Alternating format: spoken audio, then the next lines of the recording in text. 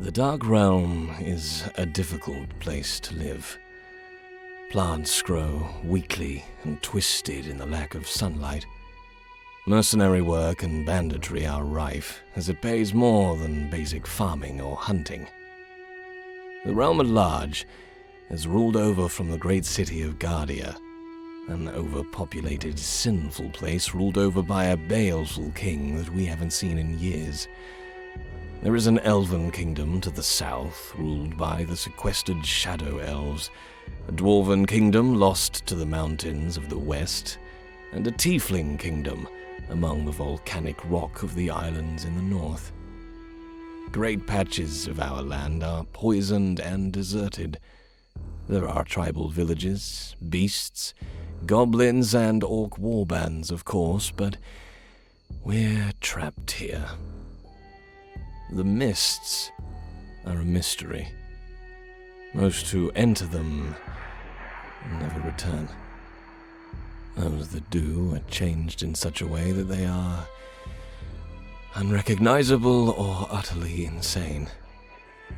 Nothing comes out of the mist, but it surrounds us, calls out, poisons, frightens.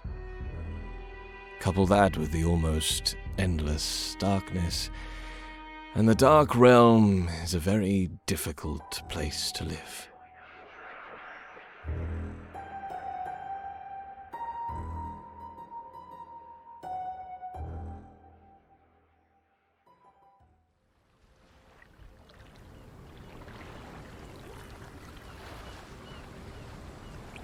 Prepare to sail for Gore's Point. We leave at nightfall. Yes, sir. And what about that thing? Is it staying aboard for the trip? That thing has a name. My apologies, sir. Is Mo coming with us? It's just that the last time she thrashed and screamed the whole journey. Kept the boys awake. It's not as simple as you think. There's a terrible moral quandary here. You see, an undead is still conscious inside their waking corpse. While flesh is still on the bone, at least. Their bodies seem to do as the necromancy commands, while their minds watch out through dead eyes. Locked inside a rotting prison. Eventually, it's assumed they go mad, of course. But can they be saved? Can the process be reversed? Or is it simply a mercy to destroy them as swiftly as possible?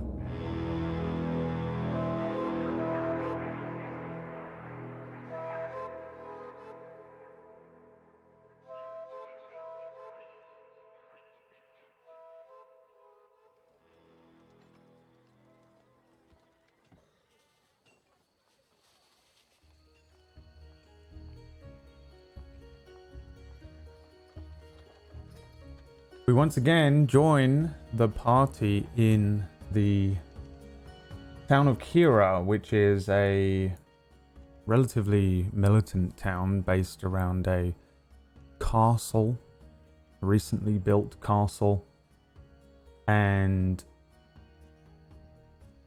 a trading town which is propped up around it. The four of you have entered the town and taken a brief look around, done a little shopping, resupplied, and while attempting to find somewhere to stay and to have some dinner, you were to meet a guard known as Ezra that you rescued from some trolls. He didn't show, but you also were forcibly removed from the tavern and barred from the slumbering respite in the upper ward, the upper quarter of Kira. And I think we find the four of you kind of heading away from that area. Somewhere between the upper ward and the lower ward, there is a like a bridge, like a tunnel that goes underneath a great big wall with battlements on the top. And that is when it begins to rain. It is around midnight. Here it is pretty dark, but it's a relatively lively town. And I think the only other inn you know of that you'd heard of in town was known as Gogo's Ale House, which is in the southern ward part of town. But it's up to you if you want to go there or if you want to look somewhere else or what you want to do. Let me know. Around you, most people begin to scurry off into their homes or into the tavern that you've just been removed from. What are you guys doing? Well, it's midnight and it's raining, so I think we're gonna probably take that other lead immediately. Doubt we want to go exploring in the dark in the rain. The four of you make your way sort of south towards the entrance of this place, which was the whole town is kind of up on a natural cropping of rock, like a plateau. The castle itself is even higher up, always kind of looming over the area.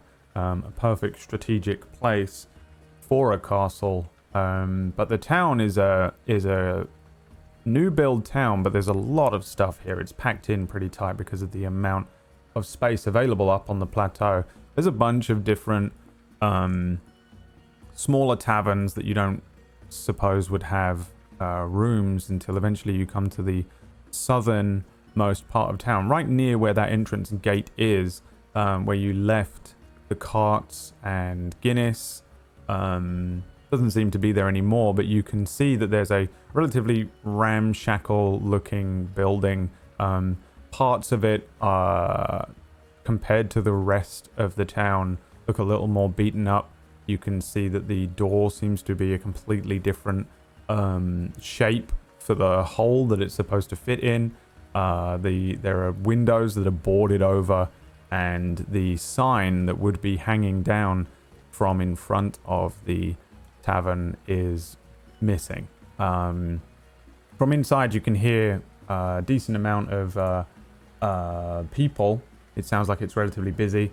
At the door, standing just outside in the rain, cloak over his head, is an 8-foot orc, from your best guess.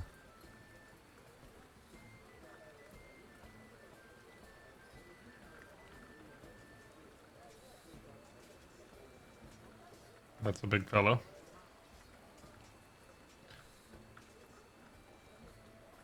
Is he just standing there like he's the bouncer, I presume? Pretty much. Got his arms crossed, staring at you as you guys get closer and closer and closer, but doesn't say anything to you. I'll just regard him with a nod and walk in unless he stops me. He looks at the other three walking towards the bar, but actually does speak to you and says, Human, Orc. you have weapon. Of course I do. You no use. I have no reason to use it. Even if someone tried to cut off your head, you no use. No promises in that case. Then you no come in. You three good.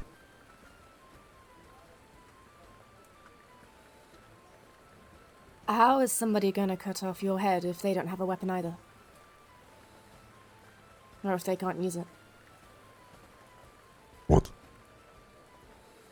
Well, you said you're not allowed to use your weapon inside if someone tries to cut off your head, so... No. He no use weapon. Just him? He Why? won't use his weapon. Human. I'll tell I you have what. no need to use it. I'll tell you what.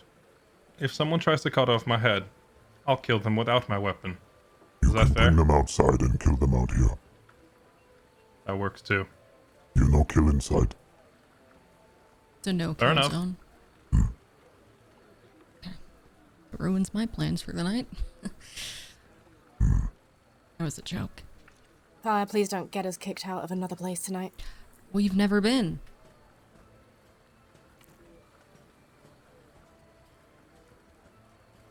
Walking?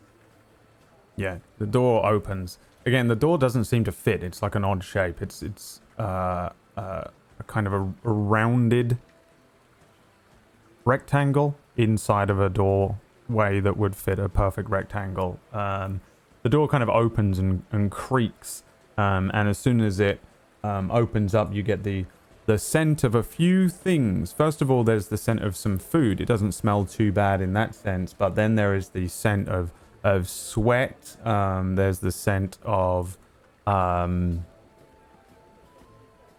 sweet smoke, which you would recognize to have a particular odor that would usually and commonly be found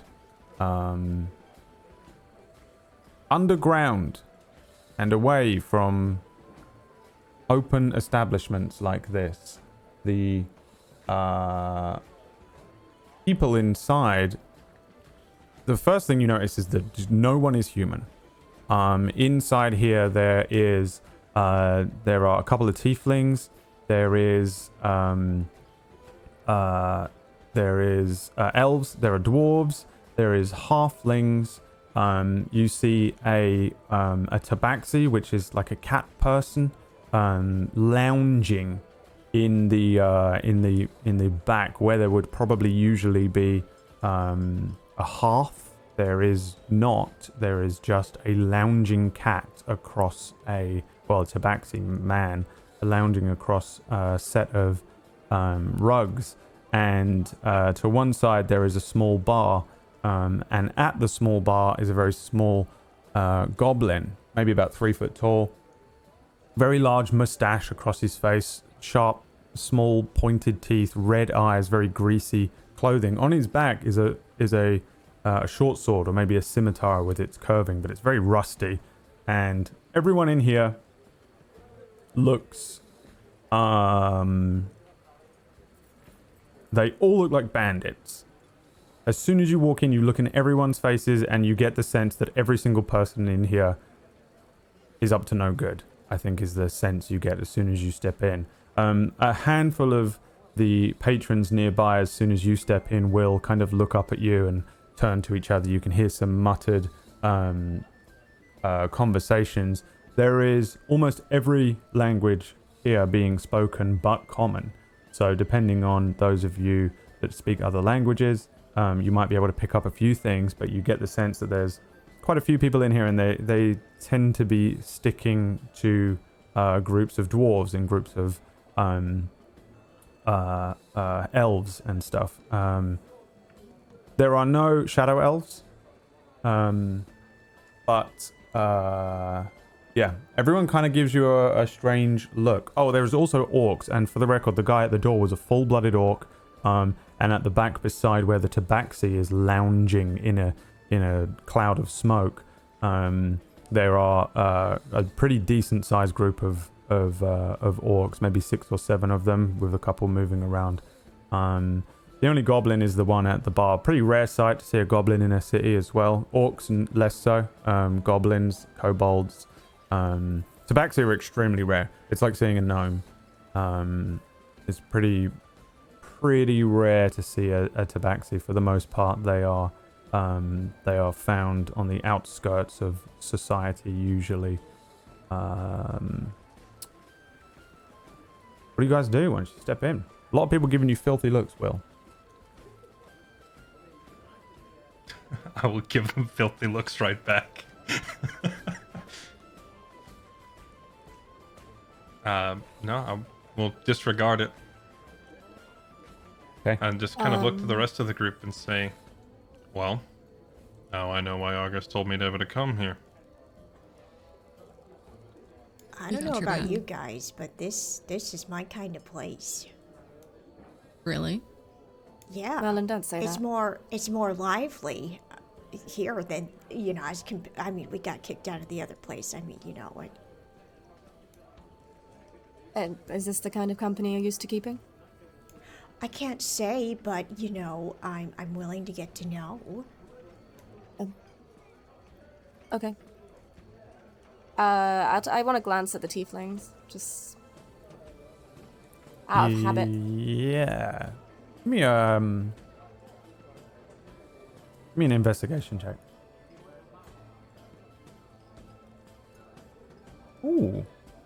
A 23.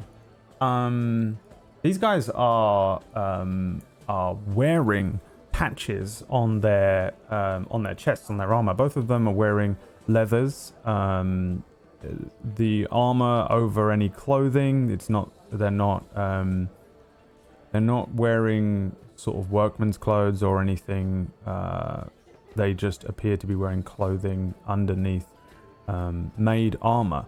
And you would recognize the symbol on the front of it, which is it looks like the shape of a scorpion tail, as being the symbol of a place on the island of Fairness Timorosa, where the tieflings are from, as the symbol of Naray. Why they would be...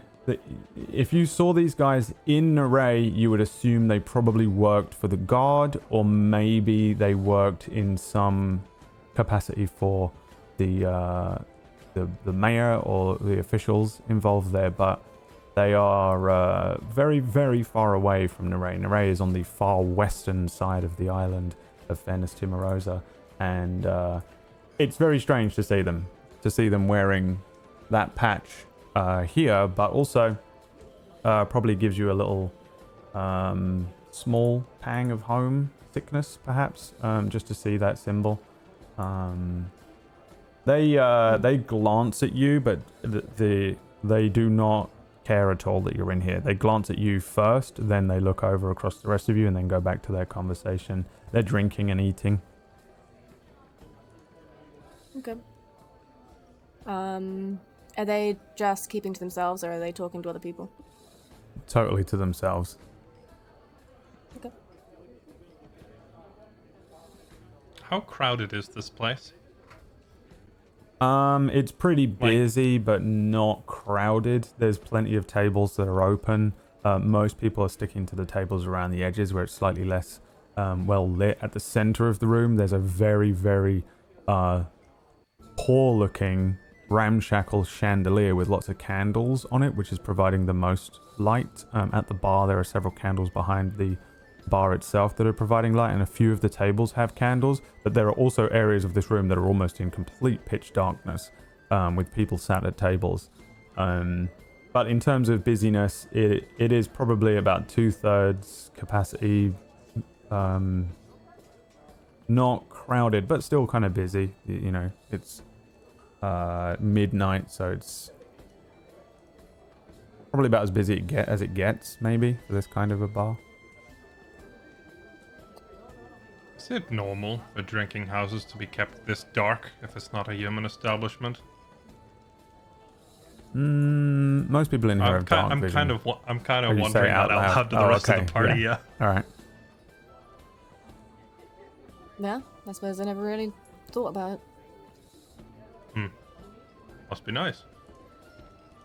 I mean, just looks normal, you know? Yeah, it does. Little things you don't notice. Yeah. Something tells me I'm not going to be the most popular customer here, so I'm probably not going to say a whole lot. Are you kidding me? All eyes are practically on you. You're like a celebrity in here. Maybe they've heard the tales of the beast from Guinness already. It's amazing how quickly he gets around.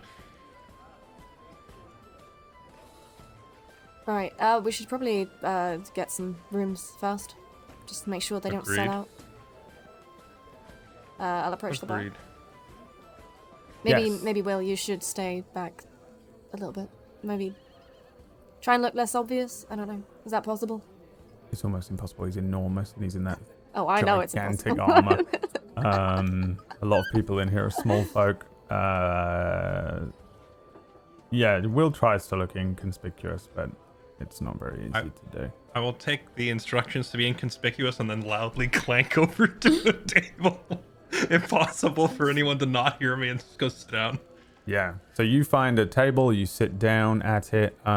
Next to you is a table of dwarves that look at you up and down. They kind of speak amongst themselves, carrying on their conversation about their days. Nothing is said about you or anything like that. On the other side of you at the table is a few elves, they're kind of having their own conversation as well. It's even less interested in you when you sit down. So you find a decent spot. Who is sitting at the table and who's going to the bar? I'll sit at the table. Table. Okay, you three head over to the table, and as Fix heads over to the bar, the barman pushes a drink to somebody who at first glance seems as if he's asleep.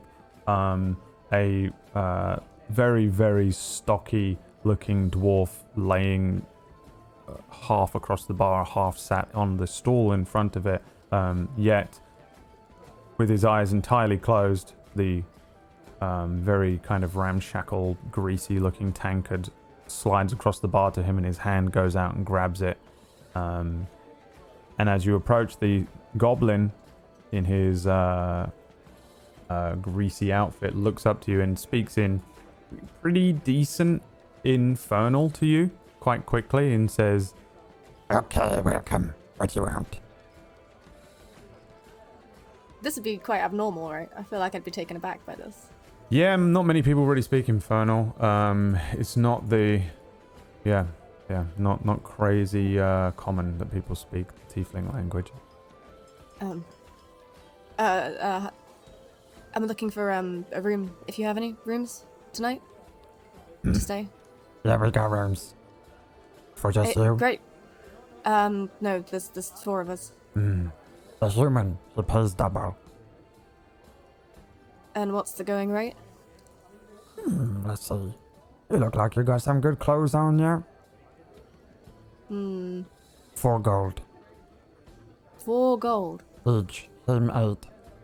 Each. Right. Only one reason that a human comes in here, isn't it? You got nowhere else to go, is it? I consider making a smart response, but I kind of look around and think about the time.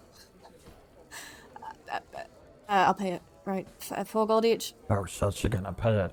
Hey, did you hear that? She's gonna pay it. Everyone nearby laughs at you. A couple people shout jeer at you for this thing. He says, "Ain't gonna rob you, okay?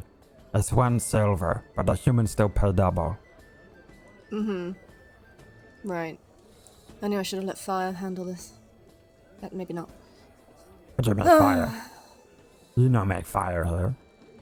No, it's my friend's name. That's a stupid name. Don't say that to her face. Okay. Which one I fire? hand over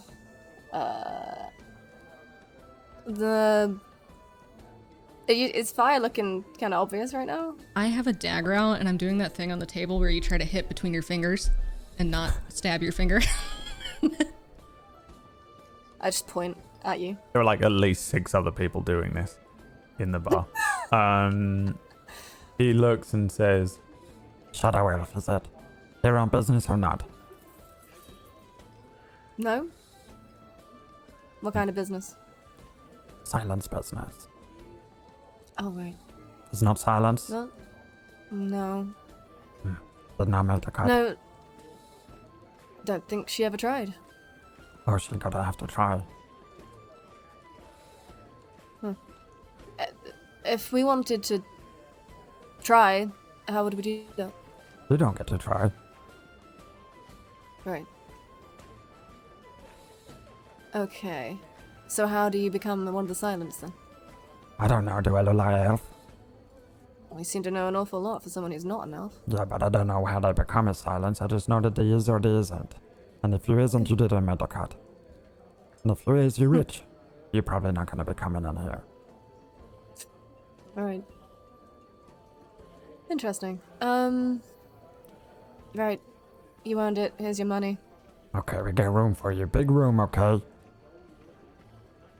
What, 1 room or 4 rooms? 1 room. You don't get 4 room. You don't even get bed. You get straw. Right, but that does include food and drink. No. Right? You want food? You want drink? Yes. No, that definitely includes food and drink. No, it does not. Or you think this is charity? I would call it daylight robbery, but it's not even daylight. You got any goblin friends? No. Not many of you around. Right. Did not think so. Not gonna ask what that means. Right, 1 room, I guess. Not 4 rooms. Great. And how much is... what have you got to eat, and how much is it? Chocolate stew. Right. Is chocolate even common? I feel like chocolate would be really uncommon. Impossible. Ridiculous that he would even offer it to you. The king probably is the only person who maybe gets chocolate once in his life. Where do you source this chocolate from? Trees. Trees? Whereabouts? Trees is everywhere, you idiot. Of course. Right. Anything other than the chocolate stew? I got egg soup. Egg soup. Owlbear ramen. Okay. The bits of peaches in it. Can't say I've ever had that combination before. How much for a bowl of that? 5 silver piece. Uh-huh. Human pay double. Uh-huh. Right, I'll be right back. I'll head to the table. Right, well, I just got swindled out of almost 20 gold for the room. 20? Because there's a human, 20 of gold? course. I'll sleep Yep. on the side of the road. It's too late. I've already paid it. We need a good night's sleep. 20 gold. I'll find a 20 gold. commoner outside and pay them. We can afford it, Will. You Do you didn't really really want to pay. sleep? I did. Well, you got us kicked out of the last place.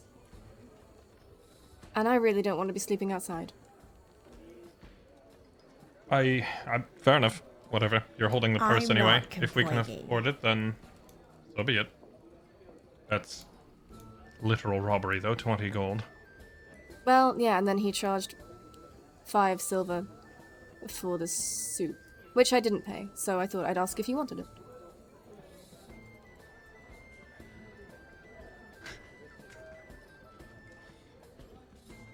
I can't tell if you're messing with me, Fix. You'd pay 20 gold for a room, but not 5 silver for a meal. Well, I didn't trust that price either. I mean, well, what was, the soup of the day? Egg soup? Something about owlbear ramen? Wait, he's also mentioned chocolate stew. Chocolate? Where's he getting chocolate from? Stuff is miserably hard to gather from what I hear. I mean, that's what I said, but you try talking to him, it's like talking to a snake. It's probably I- just because the color of the stew. I am It's not going to try probably talking to him. not chocolate. I was mostly concerned about his interpretation of what chocolate was. Yeah, I don't want to eat something that's up for interpretation. Well, you know what? You can negotiate with him. I'm done. Now we'll sit down, petulantly. Okay. I'll just stand up and walk over there. Ooh. Yeah, you Okay, head on over good to the bar. The goblin looks up at you and says, "Do you speak goblin?" Goblin? No. Could I hear any of X's conversation with this goblin from before? Probably wouldn't be easy to do. They were also speaking in Infernal. I can't remember if you speak Infernal or not. So I'm actually do speak Infernal. Okay. So I probably couldn't catch all of it, but did I hear him speaking it at all? Yeah, you would definitely have heard, bits and pieces that they were speaking in Infernal. As you walk up in Goblin, the guy at the bar, Go-Go, says, Knock, knock, Brutar. Don't speak Goblin. you say in Infernal? Oh no, I just say that one in common. In Common, he says, What you want, human? You want food? Okay, just before I go digging us into a pit here, Did we actually pay 20 gold for the room and Fix is just messing with me, or because it sounded like he changed it? Paid 5 silver. Okay. I'm just because right now I'm under the impression we paid 20 gold, right? Yeah. Yeah, and I actually made it more expensive than it was, just to mess with you more. Well, because I'm about to start an argument with him and we're probably all gonna die. Good. I can't wait. You just came over there to ask for food. Yeah, when he asks what I want, I'm gonna respond to him by saying, 20 gold for rooms, and it didn't even include food? It sounds like robbery. What you gonna do about it? Probably nothing. Except Okay. ask what's on the menu. That Chocolate one made the star. deal, I don't care. Like actual chocolate. What?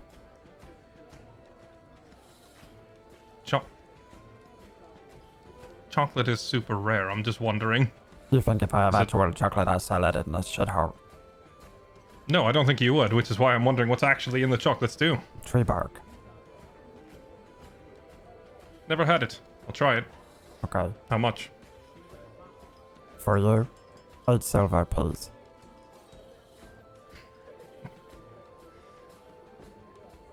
Alright. Did you have some human come in here and step on your shoes and now you don't like us? Every human step on every person's shoes. Our own most of all. Here, and I'll put 8 silver on the counter. Okay. You won't drink. Is there gonna be more silver? Cheapest thing we got is this whiskey. Sure, why not? You have it for 2 copper. I will pay up the money. He hands you a full bowl. It's not a huge bowl, but it's a bowl that would probably serve your table. Works for me. I don't know why the others are being so shy. How much for food for all 4 of us? 3 more boiled chocolates too. 3 silver. 8 times the rate for me, huh? I'm flattered. Yeah.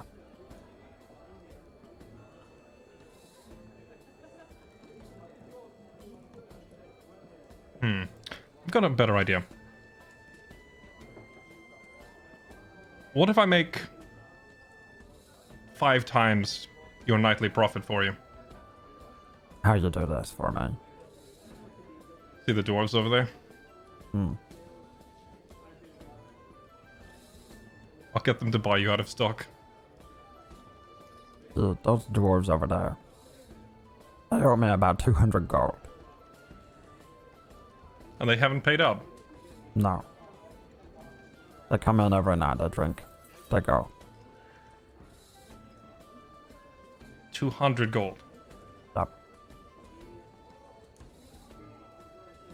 Suit yourself whether they actually owe you money or not. I wager I could make you more money off of that than you'll get by overcharging me for this food. You get 200 gold from them. I'll give you Probably a not bottle of- 200 gold, no. I'll give you Or maybe part of it. free drinks for life. You get 100 gold from them. I'll give you free drinks for life. How about a reasonable number? Maybe I could get 50 out of them. If you can get 50 gold out of them, I'll give you free drinks for a week. I'll be right back.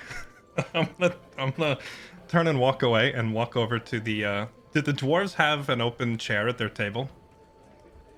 Let's see. Roll me a D6. I will also roll a D6.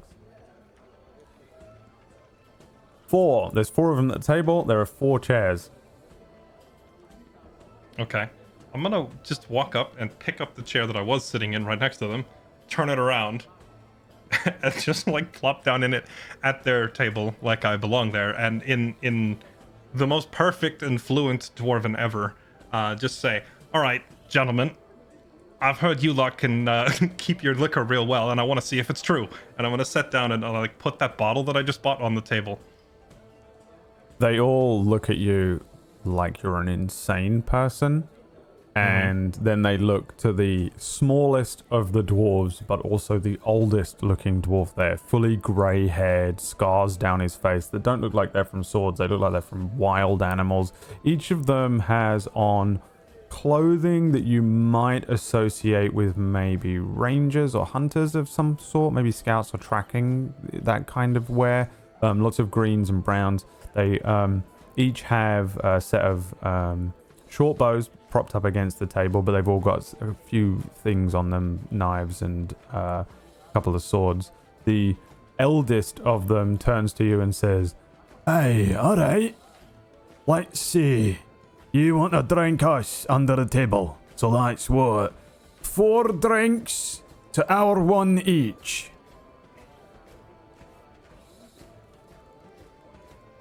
That's an interesting way, and I'm still keeping the conversation in Dwarven entirely. That's an interesting way of doing it. You think it will take all 4 of you to beat me one-on-one? What do you think, lads? Do you think he can drink like a dwarf?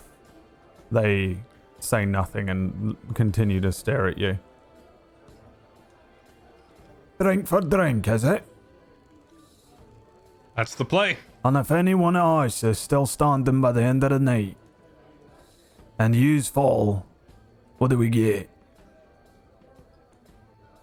How much was all of it? I'm gonna give him the total cost of like all of the food, all of what the guy tried to charge me for food, plus the room. It's like 20 gold, we'll say. Yeah.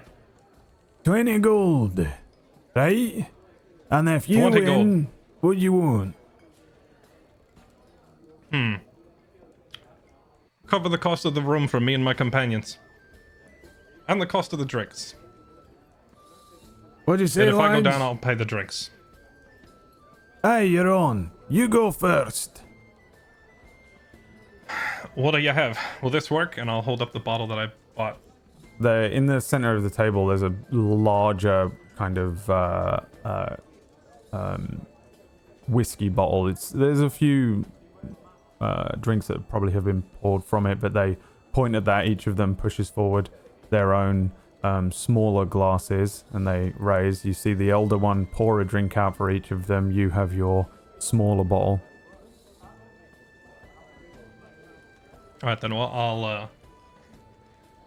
Does it look like they're offering me from theirs, or should I use mine? They are Is it- so not okay. offering you from theirs. Yeah. Okay, then I'll pour my own. Right. Cheers. Cheers.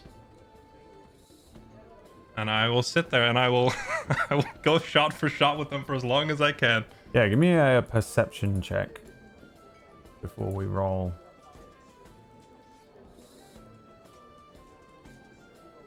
16 on my perception. Oh, you so just drank piss. The whole bar stops and looks around at you. From over at the bar, you hear the goblin go. All of the dwarves point at you and go, "Oh, you bastard! Yous fell for it! The pisky!" Everyone laughing, pointing. The whole place erupts in laughter at you. You fell for the oldest trick in Gogo's bar. I'm gonna turn back to the little goblin. Your piss isn't strong enough. and then just pour myself another glass. The dwarves look at you and say, "Hey, Here's the thing. I'm not gonna get drunk off this. You lads will eventually fall over. So by all means, let's go. Unless you'd like to pour me from yours. The older one kind of cocks his head at that comment and says, "Why?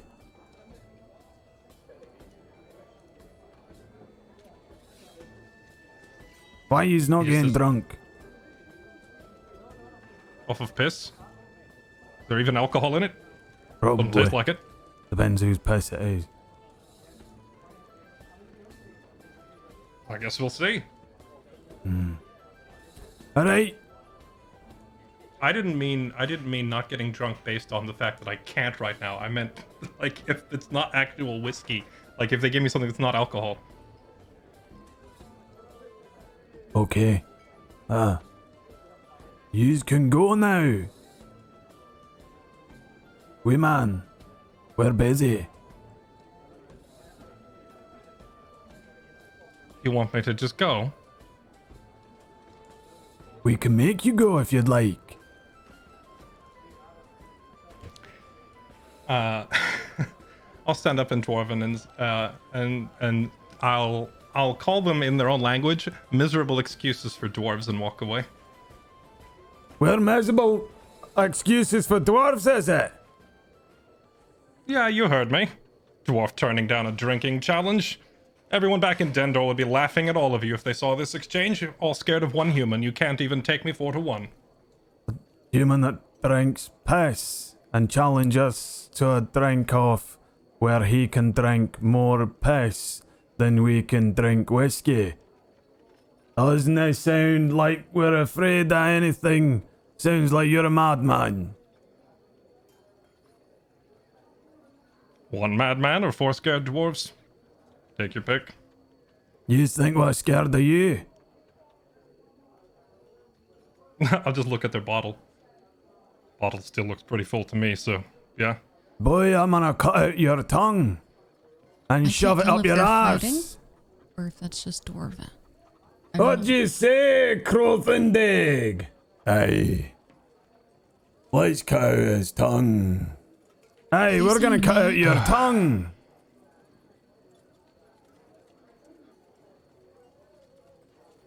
Do you speak their language?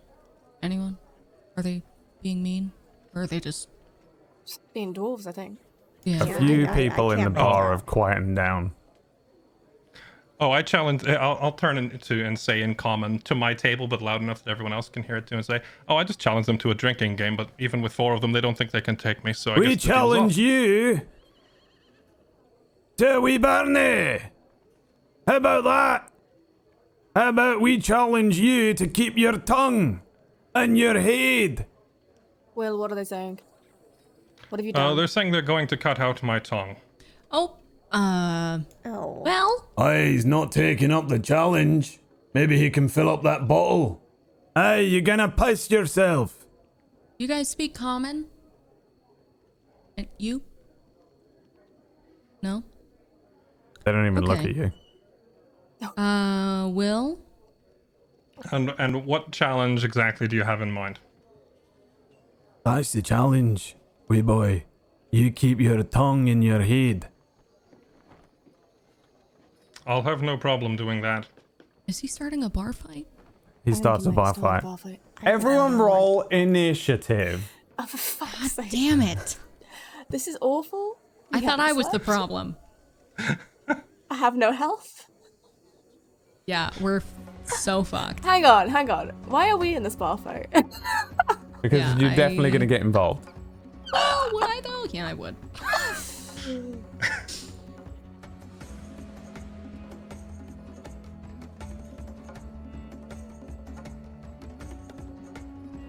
Okay.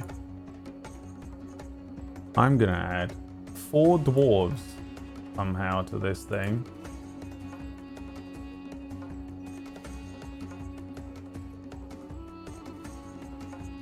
Let's bring you to this map.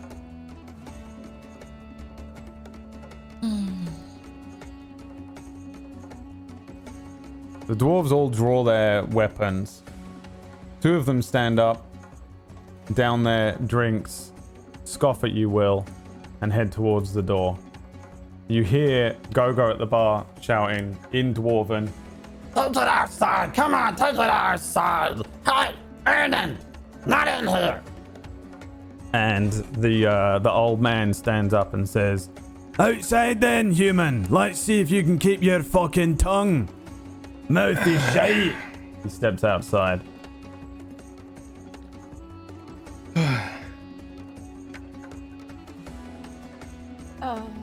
looking at the rest of the party.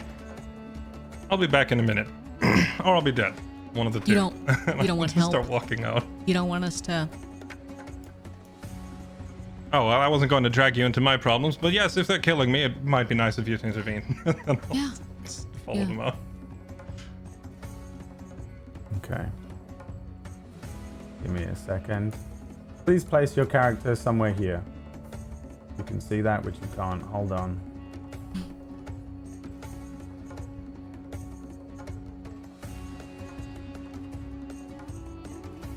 Somewhere like that X will do.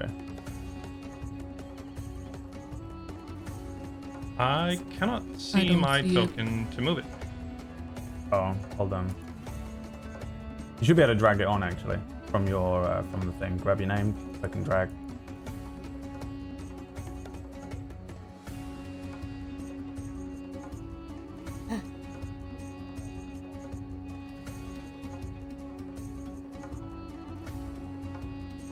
Woo! I'm sorry, grab it from where? I'm not seeing how to do this. From the list. On the. Where you find your character sheet. Yeah, I'll do it. Oh, you guys look This hurt. is gonna be fun. Do we? You guys look kind of hurt up. Which one represents the tavern or the bar? This one. Okay. I'll just lean up against the wall. If you need me, let me know. Horrible. This is horrible. Let's see what. Let me give them different colors for you so you can differentiate them. The older one is the one in red. The one with the red mark on his face. As you step outside, each of the dwarves moves into an almost a small kind of formation, and they look pretty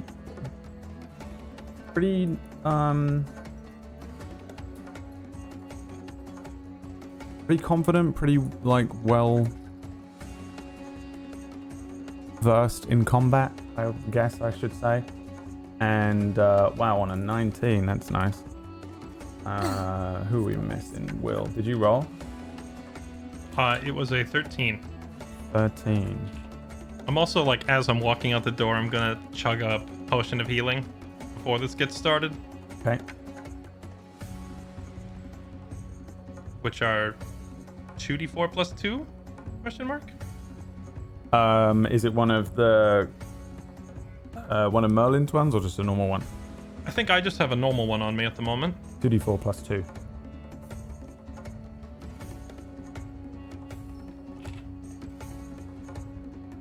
Okay. Okay. The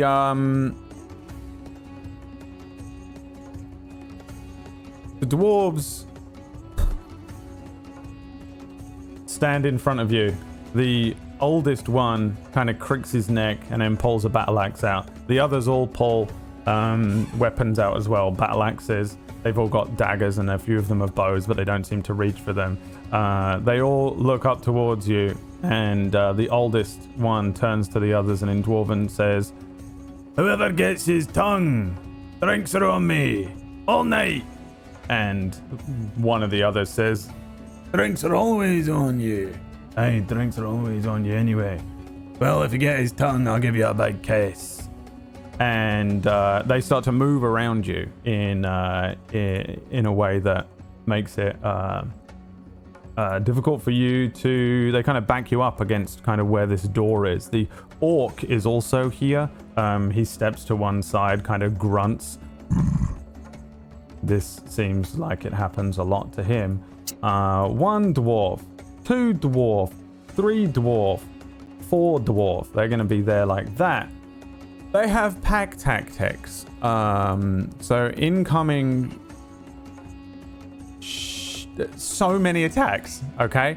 Because they have multi-attack. So they all get the same initiative too? Yep. Oh, okay. I'll just die then. 2, 3, 4. With advantage on those. So a 25, a 25, a 26, and a 21 against your AC. Those will all hit. All right, let's calculate all this damage for you. 1, 2, 3 with the crit. 4, so that is 14, 26, 33. I will get mauled instantly. They move around you, and Will is standing there with all of this armor on. One dwarf kind of faints one way. You see Will bring his shield around to deal with him when another dwarf jumps up on his back and hits the back of Will's head, the blunt side of his axe. Immediately, Will, I think, sees stars. Quick question, Brett. Yeah. If I'm not sure if I'm allowed to, but if I'm already hit by the first 3, can I shield the last one?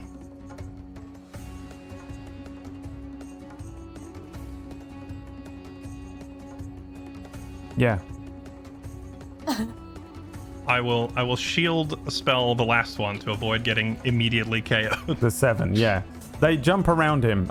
They're moving in a way that is, you guys can watch from the street side. They move in a way that as soon as you see Will react to one of them, one of the other dwarves beside him uses that ability, that kind of understanding of his comrade to move into a position of weakness on Will. One of them brings the battle axe in, and you see it open up a wound on Will. Another battle axe comes in, crunching into the side of Will's knee. You see his knee kind of turn at a strange angle inside of all of that armor.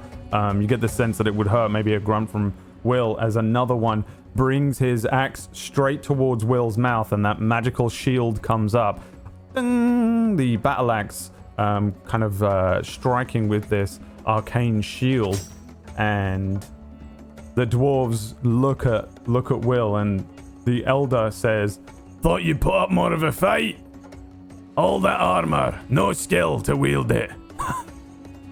Says the man says the one who's fighting 4-1. Are we done, Will? Or do you want to keep... Well, Maybe just given say, that I give up. Well, if I say that I give up, I'm fairly certain they're going to try and take my tongue. He does owe us a tongue. Are they speaking in common or... They shout, the whole time it's been in Dwarven until he shouts at you that he does owe us a tongue. Okay. Well, does it have to be his tongue? Because we kind of need it. Do we? I mean, I can get you a tongue. Hey, has to be his tongue. You can hand it over now, or we can cut it out of your head. I can get it? You're telling me I can cut out Will's tongue? He says to Will. Ah. Damn it. All this because you can't hold your liquor. Are you gonna do anything? It is your turn. Well, if they're going to continue insisting on taking my body parts, I guess I don't have much of a choice but to try and fight them here.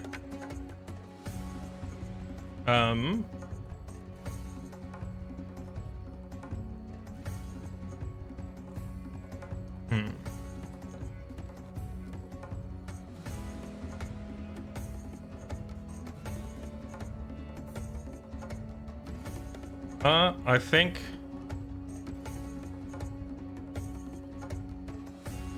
I'm probably going to end up looking at the rest of the party and saying I may end up needing a hand with this one. I kind of, yep, Yeah, we thought you'd piss your pants. figured that one out. I am going to...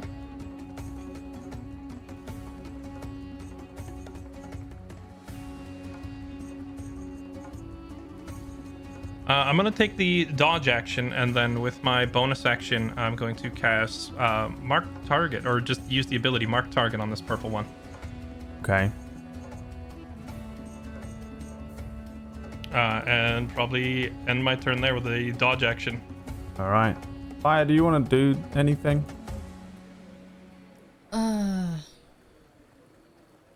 It's pretty clear that they're not going to stop, right? They're absolutely gonna at best beat the shit out of him in the street. Sick. I'm going to. I will come over to this purple guy. Stab him with my dagger. Sneak attack. Probably miss. Yeah, you appear behind this dwarf. This is a marked target. What does that do? Nothing for anything for fire here? No, it Just wouldn't you. do anything for her. That's for my own benefit. Yeah, you appear behind this guy. On a 10, you bring the dagger in. You feel it hit this kind of leather. Underneath it, you get the sense that there is maybe a chain shirt as well, and your dagger just kind of does not break through his armor, and he turns quickly to you and says, Alright, lads, there's more They got an elf. Hey, shadow elf, let's see what you got then, bitch. Maybe we can join the silence. Hey, maybe we can join the silence. We kill one. Alright. they kind of begin to move in a way that suggests that they've now got their eyes on you three. Did you need your turn? Can I? Yeah, sure. Actually, I'm gonna use I'm gonna disengage and get away from him. Okay. I'll go just here. All right. Fix his turn. This might be the stupidest thing we've done in a long time. I'm gonna run up here. And using my gauntlet, I'm gonna slash at the two dwarves in my reach and cast Vampiric Touch, which is a melee spell attack against them both. How do I do that? Is that just rolling a d20 plus my spell attack bonus? Give me the blurb. Yes. The spell. You make a melee spell attack against a creature within your reach. On a hit, the target takes 3d6. So yeah, melee spell attack is whatever your spell attack is on the sheet. Does it count your proficiency in there for you already or not? Let me see. Your spell attack bonus is a 7, so I assume so. Yeah. So just roll a d20 plus 7. So that's on the pink one, which is a 15. And 25 on the orange one. Yeah, the one that had the dagger into his side is very aware of you moving around. As you bring this, you bring your hand down, is it? You're attacking with my gauntlet probably the hand. gauntleted hand. You see the hand scrape down the front of his buckler as he brings up the shield and pushes your hand away, allowing you to swing it towards the other dwarf. And this one is the no, it's not the old one. The old one's the red one. Yeah, you connect with the other one though, so you can roll 3d6 and 8 necrotic damage, and then I take 4 healing from it. yes. Are you until the spell ends, you can make the attack again on each of your turns as an action. You're attached like a witch bolt. Is that the same thing? I don't think so. I think it's mostly just... I've cast the Vampiric Touch and then I just make melee attacks and I use that over and over again as a concentration. Oh, I see. It doesn't cost you another spell slot. Is that what it is? No. Yeah. Right. Okay. Yeah, you draw energy and siphon it, and this dwarf, looking at you, sees this and says, "Oh, bastard, that stings! Oh!" You want to do anything That's not else? where that came from. Oh, you shy fucking tieflings. You little witch. I look Will in the eyes, and I really want to move away, but I'm going to stay here so Will doesn't get ganged up on by all 4 of them again. Okay, Berlin. Okay, I'm gonna take a step back here so I can still see them within range. I'm also going to use a potion of healing. What's the hit die on that again? I forget. one of your ones. Yes. Make sure you keep an eye of how many of each of these you have. Yours are potions of great healing, so it's 4d4 plus 4.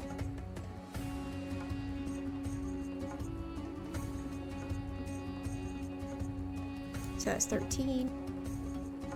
And then I'm going to use Staff of Necrosis on the Red Dwarf. You only have a bonus action left. Oh, snap. Okay. I'm gonna push him then with telekinesis. Okay, which one did you say, sorry? The red one. Red one, okay. Is it a strength save? Here, I'll put the blurb. You can move one. Must succeed in a strength saving throw. Okay, let's see. A 12 versus a DC 8 plus your proficiency bonus plus the ability modifier of the score increased by this feat. He gets pushed. Yes. And he gets pushed 5 feet away from you, this way. Well, I guess it would be here, actually. Okay. End your turn there. The dwarves start to move in a different function.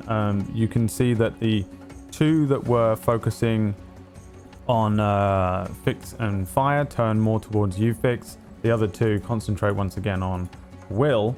The purple and orange ones will attack you first. Well, let's go one by one because this could be interesting. Fix, purple, is going to attack you with a battle axe with pack tactics and multi-attack. That is a natural 20 and a 19 against your AC. Okay. Yeah, they both hit. 17 slashing, 23 slashing damage in total. Would I be able to use a reaction in between the hits, like after the first hit? Yes. Okay, I cast Hellish Rebuke. Okay. Hang on, let me just remind myself how much damage that does. I think it's 3d10, but it's not on my sheet for some reason. Oh wait, they make a save. Hang on. Sorry, I'm on a laptop today. Right, Dex right. save, please. A dex save from this dwarf and a 5. I'm guessing is a fail. 25 fire damage. Yes. 25 fire damage. This dwarf ignites as soon as you feel the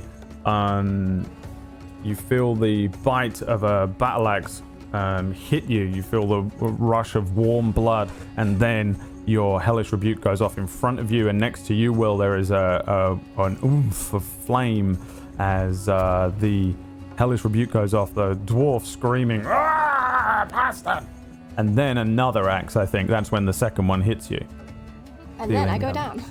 And yes, then you see this axe hit Fix in the back, and Fix collapses to the ground, and that leaves these 3 move back into position, and there's going to be 3 more sets of attacks on you at not disadvantage. Wait, 3 of them? Yes. Didn't 2 of them just attack Fix? So it would only be 2, right? Unless one was no, sorry, yeah, they have multi-attack, so only the purple one is struck. I think I just misspoke when I was talking about them doing the attack. Gotcha. Can I, as they're coming towards me, can I go, hey, whoa, hold on, and like try to do a timeout motion and say, oh, hold on, I didn't want them to get dragged into this. You can say that, yeah. I assume it does nothing. It does nothing. There's a bunch of battle axes swinging wildly towards you. They do not have advantage on these. So, let's see where we are. So an 18, a 20, natural 26, an 11, and another natural 26. Okay, it doesn't matter what I do or roll there. Yeah, I'm down. Okay, let's see what they do damage-wise, just in case. That'll be I can't count. 14, 21, 29. Is that right? Slashing damage to you. A bunch of them jump all over Will, beating at him. You see wounds opening up on him as they just kind of pile in with these axes, kicking at him. You see him go down underneath a bunch of these dwarves, and from this chaos, one of them rushes towards where you are, Fire, because I still got another one to attack with, and he's going to swing at you. He doesn't have advantage because of the pack tactics, so it's just... Oh, he has Just reckless attack. You know what? He does have advantage. This is a reckless attack. He comes flying at you, just kind of open. You can see all of these ways that you could get in and attack him, but he's rushing at you first. The battle axe swinging wildly at you. 2 advantage shots. A natural 26 and a 24 against your AC. Fuck you, Brad. Okay, that'll be 11, 20 damage to you. A battle axe just runs across Fire's body, and Fire falls down as well. They kind of look around at each other and they go, "All right, look, there's a gnome. Come here, little gnome." Oh, wait. Merlin holds out his right hand to try to get them to stop in their path, okay?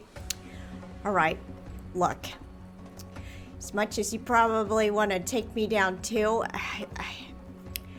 I can't say I'm of the living anymore. I'm dead. Oh, you're dead, all right. No, I mean I'm quite literally dead. You know, that's a nice staff. You give us that staff, we'll let you go. Oh, no. This staff stays with me. Well, that's the Okay, deal, look. It sounds like you don't like doing deals. I mean, yeah, he did say he wants to die. Look, He did say he wants to die. The deal you made with my friend, okay? You want his tongue? Aye, I can get you his tongue. I can get his tongue. No deal. No, I can get his tongue for you. Aye, I can get it right now. I'm gonna cut it out of his head. Look, I Aye, he's understand gonna cut it out of his head. yourself, Aye, he's but- gonna cut it out of his head. Staff, But if please. I asked nicely.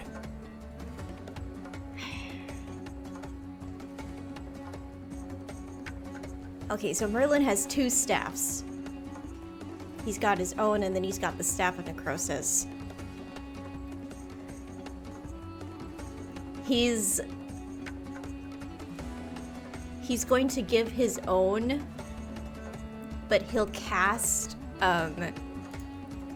what was it? Minor illusion, and make it seem he's giving the staff of necrosis to the dwarves. Okay. Yeah. How do you see through a minor illusion? Is it an int check? I believe minor illusion. Yeah, you'll be pleased to know they don't have a high score. The creature uses action to examine the sound or the image. They can determine it's an illusion. I don't know if they're going to do that. Yeah, you walk over to them and you hand them. So you're handing them your old staff, but it looks like the other one.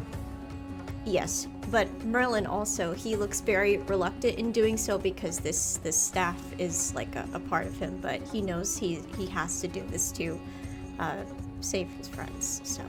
Come on over here then. Come on. Right. He pulls the staff from his back and with 2 hands hands it to them. Aye, thank you very much. You take care of this. Oh, I will. I'll have the other one too. Excuse me? You've got 2 of them, look. Yeah, and? I want both. You want them both? Aye. 4 of us, 2 staffs. I'll take 4 if you got 4, but you only got 2, so that's only fair, isn't it?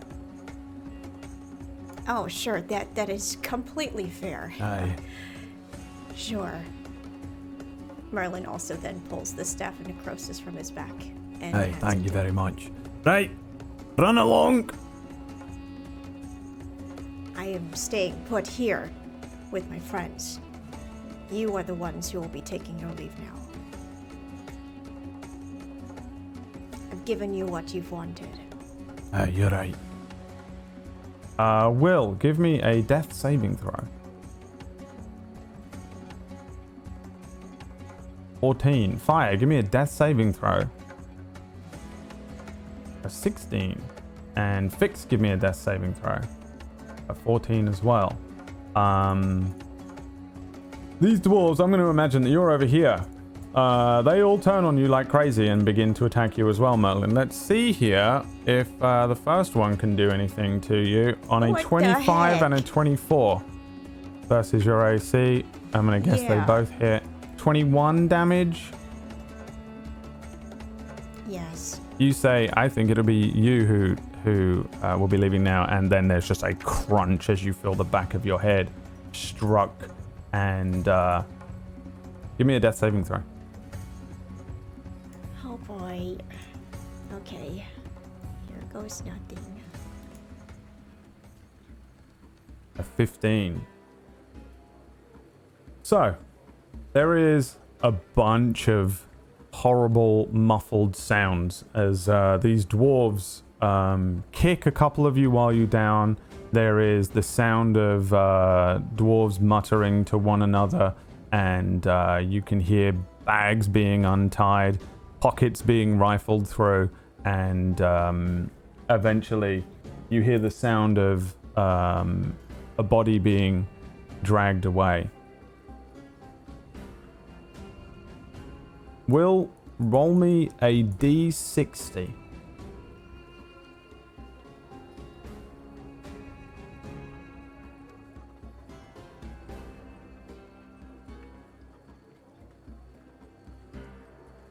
"41 minutes later, there is Will, you feel yourself returning to consciousness. There is a large hand which is tapping on the front of your face. Your face feels all swollen. Your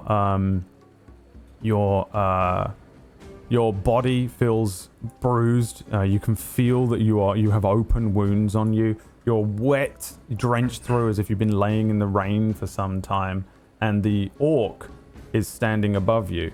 You recognize the street to be the same kind of area you were in, but you've been kind of pushed up against the side of where the opening of the tavern is, and the orc says, Wakey, wakey. I did what you said. I went outside first. Very good. This is why I help you now. Wakey, wakey. Merlin, you are slapped awake as well. Same kind of situation. You feel the back of your head is killing you.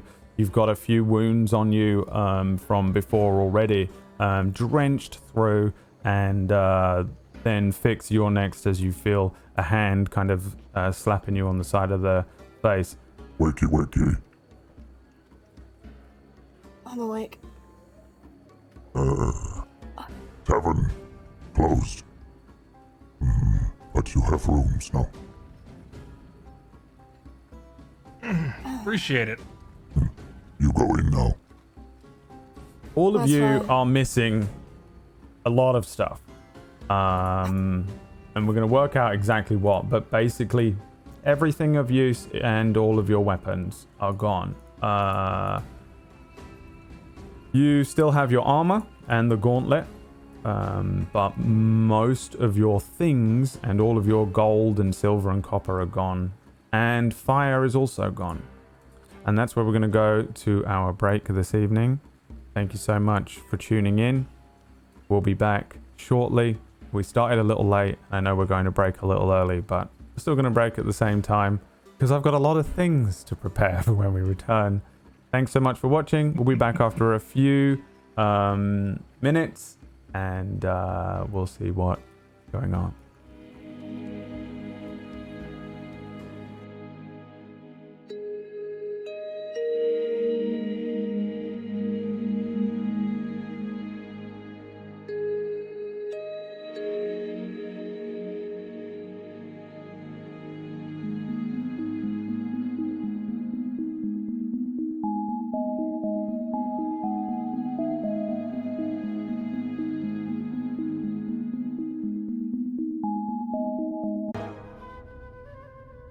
fire.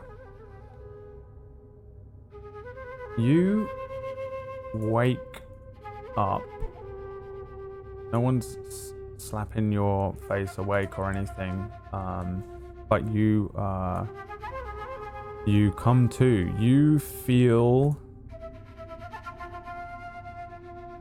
brand new. You are at full HP. Your wounds that you just took are sutured, and you're kind of you're definitely probably still feeling sore, but you get the sense that through some means you've been healed. Give me a perception check.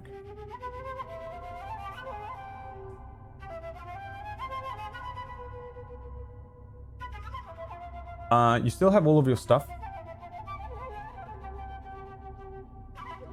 There is a cold stone floor under you, and there's no more sounds of the rain or the street or anything. You get the immediate sense that you are underground, that you're on a basement level of some kind. As your eyes kind of come to a very, very, very dark room, and your dark vision begins to adjust, you start to pick up your surroundings. You see above you an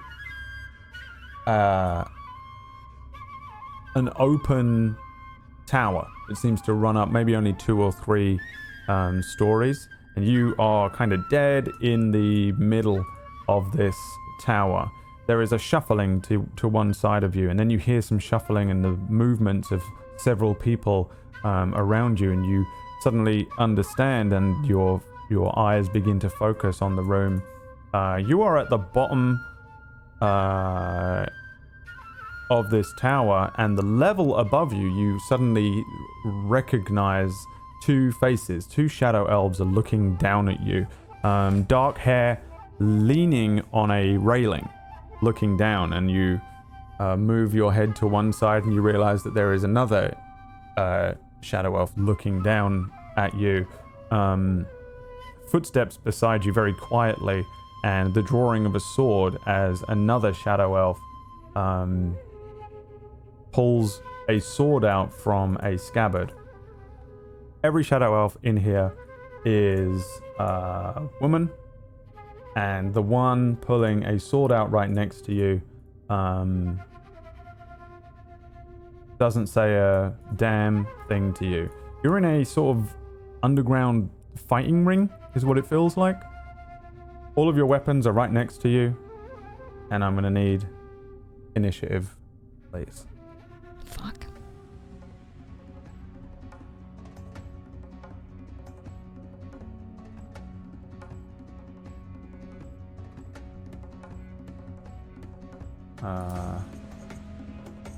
This silence warrior is moving towards you in a way that you understand. This is absolutely, you have been captured and placed into a fighting pit of some kind. Shadow elves around you. You I don't think recognize any of their faces as anybody that you know or have wronged or anything like that, but this is not an unfamiliar thing. Combat rites and militant and violent approaches to things, tactical feats and general dick measuring is very much a shadow elf way of life. And you stand to your feet, I presume, which I will give you for free. And what do? It is your turn. Okay. How high up is this level? There are steps leading up to the upper level. The ground underfoot is, you can see like blood stains, old, poorly cleaned. There are cracks in the stone. There's a few barrels and crates down here. Parts of the wall have been broken, as if something much bigger had thrown something else into the wall and left an almost imprint in the wall. There are 4 sets of stairs that lead up, probably only about 10 feet up above you. Okay. Question about Misty Step. Mm. Can I Misty Step up 10 feet? Like if I was beneath it? Yeah. Okay. Okay, so then what I'm gonna do is I'm going to run back here behind this box. That's all my movement. I'm gonna take a shot at this guy. Lady, I mean. Silence warrior. Sharpshooter shot. Boink. Oh! Yeah, fuck yeah, I do. Yeah, that makes up for all of my crits. A 23, natural 23, is 17 plus 2. The you kind of wobble to your feet, stand up, and then move towards the back of this room, placing yourself down beside these boxes. You draw an arrow and fire it. It is a perfect shot. No response from any of the people that are looking down and watching you, but the you see the warrior in front of you. She is it's kind of hard to, I think, tell exactly how old she is. You can tell that she is in fantastic shape, but you get the sense that she is older than you by a decent amount. This arrow flies quickly, perfectly towards the center of her chest. She brings up her sword as if to kind of bring it between herself and the arrow, and then is hit. There is an as she moves backwards. The arrow sitting dead center of her chest, if not for the thick leathers she was wearing, would have absolutely been a kill shot. She takes the 19 damage there. You doing anything else?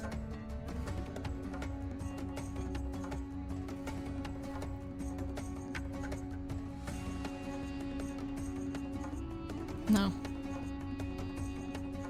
I'll just lock eyes with her. So, okay.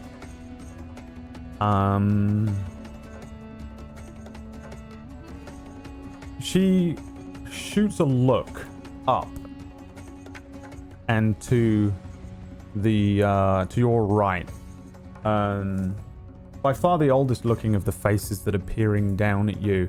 Another stern looking shadow elf wearing very thick looking kind of crimson dark red robes is looking at you, but as the other drow looks up to her, she waves a hand towards her, and you see the drow begin to take a few steps towards you. She begins to mumble underneath her breath in Elvish. You can hear that she's incanting. She swings her sword around a few times while she begins to incant.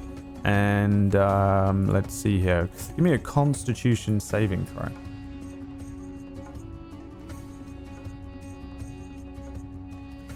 Oh, just enough. You begin to rise up off the ground. She closes her hands and begins to lift a fist upwards, but and in front of you, you feel your body begin to levitate as she casts this spell on you. It's as if she's about to pick you up off the ground. You shake off the spell, able to remain steadfast, and you see the other drow smirk a little bit as she dismisses the spell and takes a step at the center of this this ring.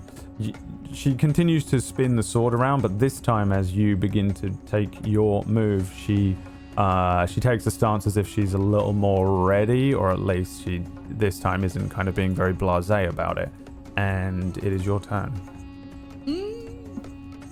Okay.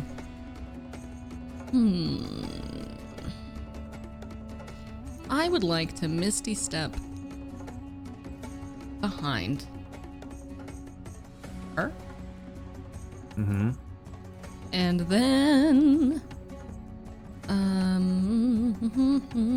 if I have 2 daggers, how does this work, Brad? Can I do main hand attack as an action and then bonus action other dagger, or?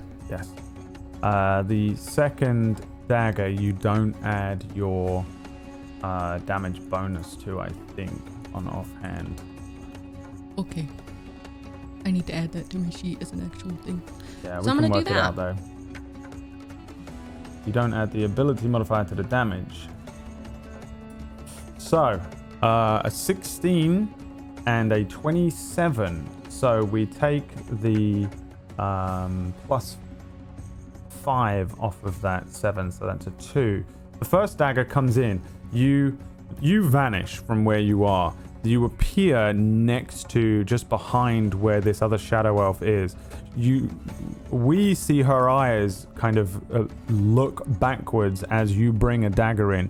She brings a hand down to block your arm before you manage to get the other dagger pushed up, and you feel the dagger bite through those leathers this time, and you definitely get the sense that you actually draw some blood under there, but these leathers are very thick, and you deal 2 piercing damage to her as the first attack misses, but you get this dagger in.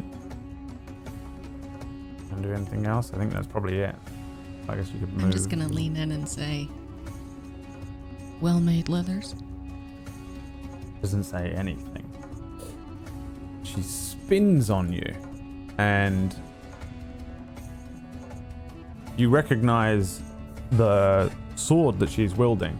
It is a straight, thin blade, so thin the metal that it is like a sheet of paper. But you know that these are this metallurgy is extremely strong. This is a blade made in the iris tree, and usually enchanted in a way that deals some form of extra damage.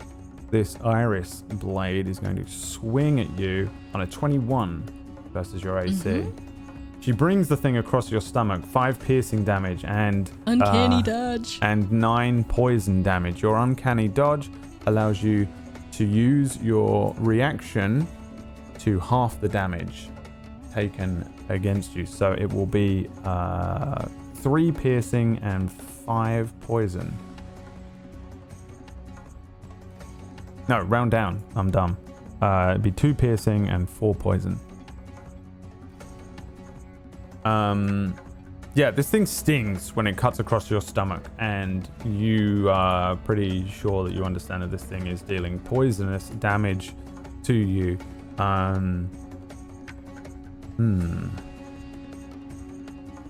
Yeah, I think it's your turn.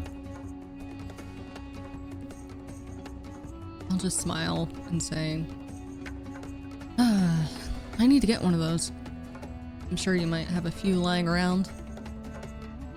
And then I will, I want to quickly stay in her range and just try to get behind her. Just quickly juke. And then, 2 daggers again.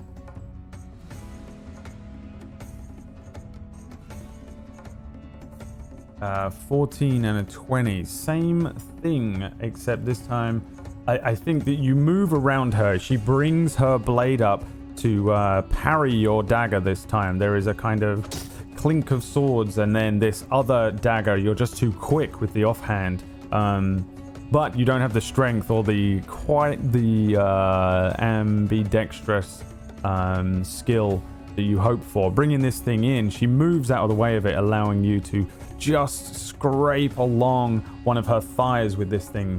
You deal only the 1 damage with it this time. The 2 of you are kind of evenly matched. I think the 2 of you are kind of moving around each other very fluidly, bringing swords in, daggers. You're moving one way, they react another. They react one way, you move to counter it. The 2 of you kind of crossing swords and daggers a lot. It is your turn.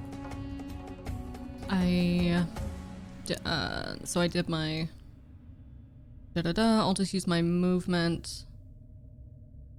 Oh, I can't disengage because I used my bonus action for the other dagger, huh? This is the top of the round. Oh, yes. No, yes, yeah, you did. Yes. Yep. Okay. Sorry. I thought you meant reaction. It's okay. Then I don't think there's anything I can do.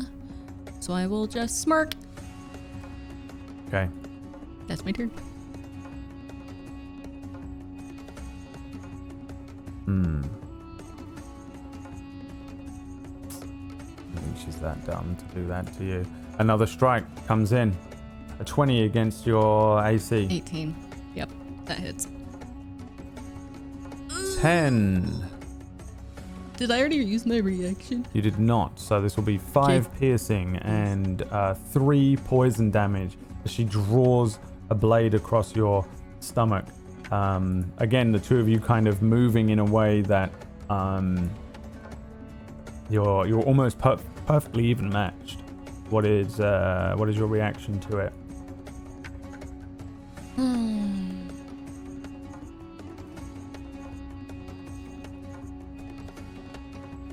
I'll just say, okay. And I'll put my daggers away and get out my rapier. And, I want to spin. I do a little fancy spin move, and I miss. Yeah, you're parried. You bring out your sword, they bring theirs up, and the two of you do one of those, like, both bring the swords up together. Yeah. Both of you with these kind of rapiers, these thin blades, but still doing a cross of swords, when from above you, from behind you, you hear, "Enough!" The warrior in front of you drops the sword and falls to one knee, head down in front of you. If you wanted, you could absolutely attack them for free. No, but I do want to pick up their sword and just look at it. Yeah. You do so. From up and above where you are, the older woman says, "A disappointing display."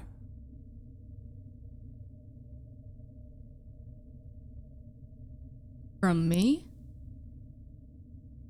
Yes. Yeah, it was kind of, I was just having fun. The older looking drow in the dark red robe moves towards the stairs and says, "Come up. I assume you are here for us."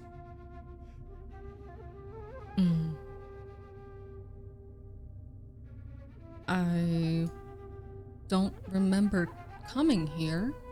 Is that normal? In the city.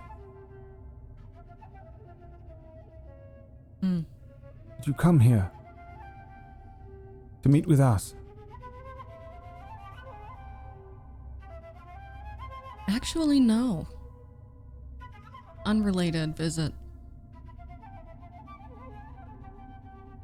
Business? You could say that. What business? Oh, it's a long and complicated story that I do not have the patience to tell. Understandable. Paid work, or not? That's where the details get a little... I'm sure, yes.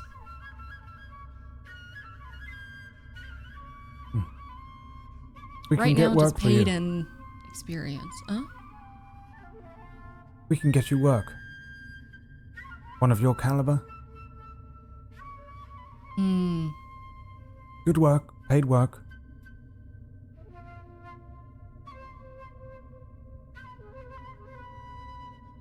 Do you work for yourselves, or are you hired out from home? We are the Silence.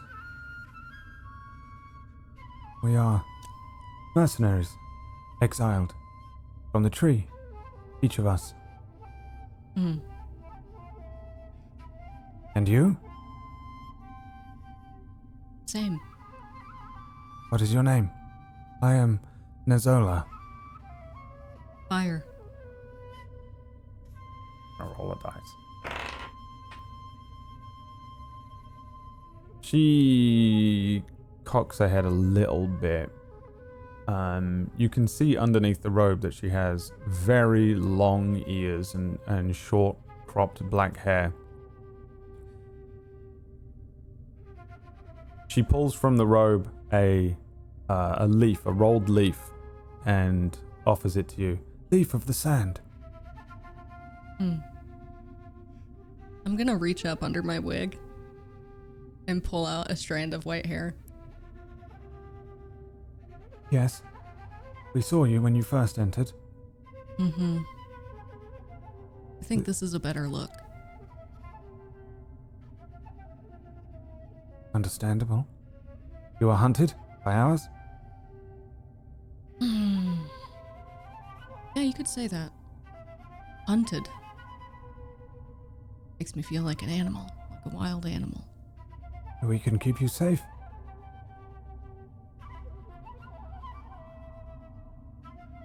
How much do the jobs pay? 100 gold per day. Per member. Flat rate. We do not engage in military disputes. So what do you do? Anything else?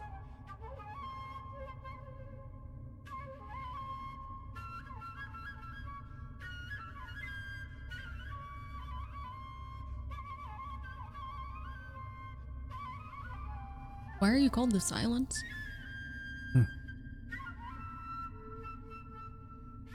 There is a ritual, a rite you must take. We are all hunted.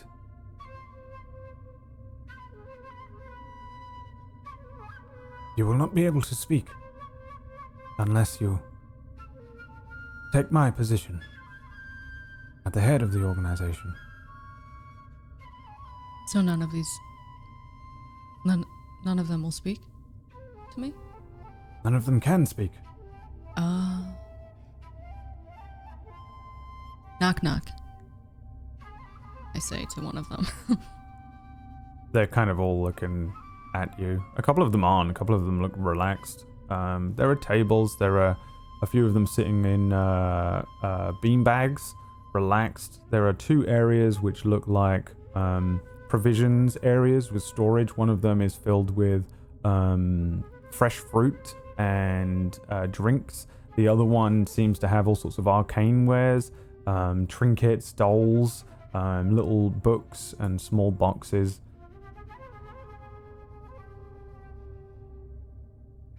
You can see there's another 2 stories above you as well. Why don't you speak? For we are hunted. If they cannot speak, then they cannot tell them where we are. You took kind of a big risk, huh? A big risk. Well, now I know where you are. Oh, do you? Then where are you? Well,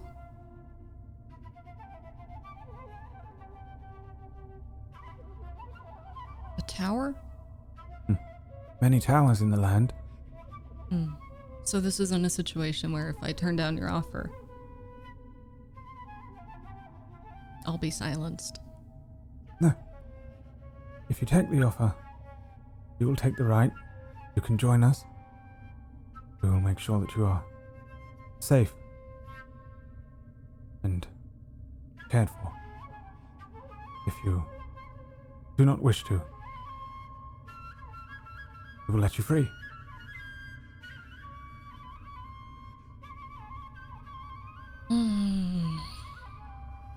I just hold up the sword. I'm guessing these are members only. Would you like one? I wouldn't mind one. Very well. That can be arranged. Only if I agree. No? You may have one.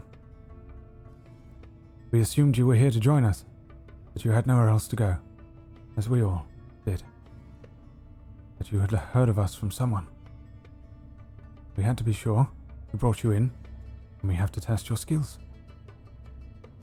You've done a pretty good job at keeping it quiet. No pun intended.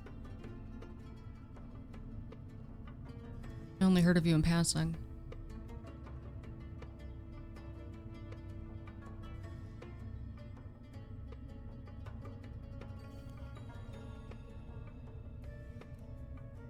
How did I do? Like, compared to most people? You did. Okay. 1 to 10. 5. Shit. You can be trained. You know only the basics of our ways. A few tricks, but predictable for us. But we all trained the same until we came here.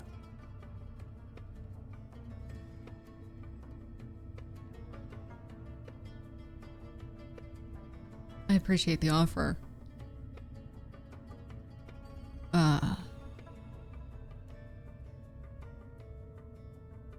The thing is, I spent way too long not being able to say whatever I wanted. So you might understand why your offer is, it leaves a lot to be desired. Yes. We do it for our protection. I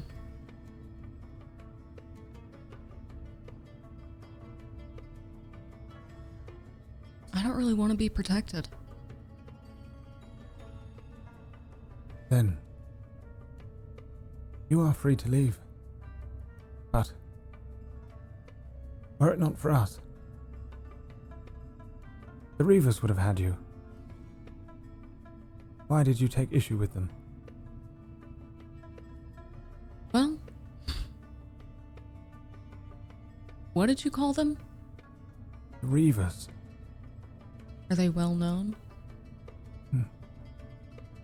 Amateurs. I don't think I really took issue with them. Well, they left you for dead. They were about to take your things. Yeah, I'm traveling with a group. I think, one of them could, learn a thing or two about being silent. Indeed. And I think, after I leave here and continue my journey, that's something that I'll work on with him. Very well. Ah. They robbed your friends. They deserved it. I mean, Will did at least. Well, from what I understand, they're based out of Dandelo. For 100 gold pieces, I could arrange to have them all return your things. Thing is, I don't have any gold. Second thing is, I kinda want to do it myself. Yes. At least one of those things I knew. Well, take the sword. Thank you. It will You always don't talk be- to anyone back home, do you? Never. Okay. Nobody here keeps up with what goes on there? We try. But it is hard to breach the tree.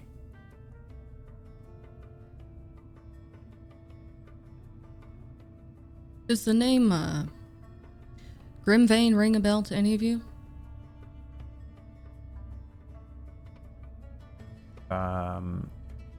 Most of the people in here do not respond to you. Over by the area where I said there were the trinkets and the boxes and books and things, the younger looking elf that is standing there pricks her ears up. She begins to move towards where you are all, where you two are standing, and she holds up her hand and then begins to communicate through a set of hand gestures on one hand only. The drow that is in front of you, Nizora, says, "This one recognizes the name."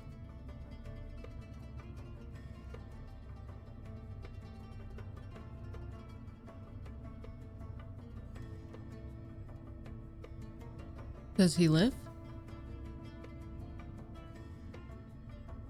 Another set of hand gestures. She says they trained together a very long time ago, but he was lost in the mist.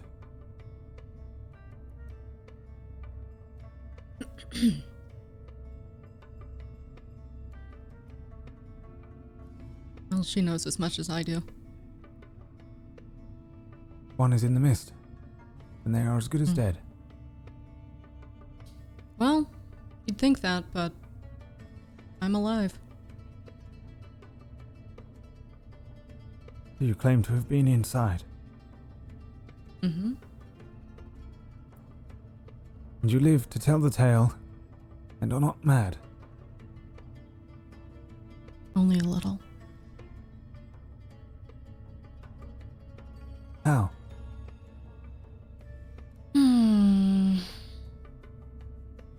Like I said, it's a complicated and long story. But do you know a Guinness? Yes, the trader. Yeah. You talk to him. Ask him about the beast. Beast. Very well. And he's not gonna mention me. Just... I was there. Sometimes that's a good thing. Infamy can be dangerous.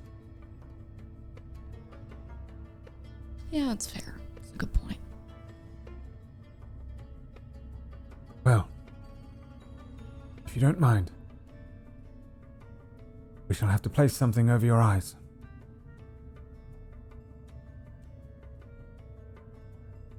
Okay. The woman gestures to one of the other elves who moves towards you with an executioner's hood and pulls it over your head. She says, "Take a deep breath." There is a sickly sweet smell that you inhale and you suddenly feel very dizzy.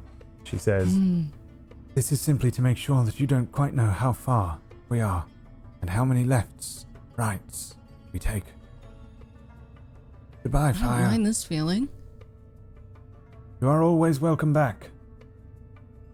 Come to the city. We'll find you." Don't forget about me. The one who claims to have traveled into the mist. How could I forget?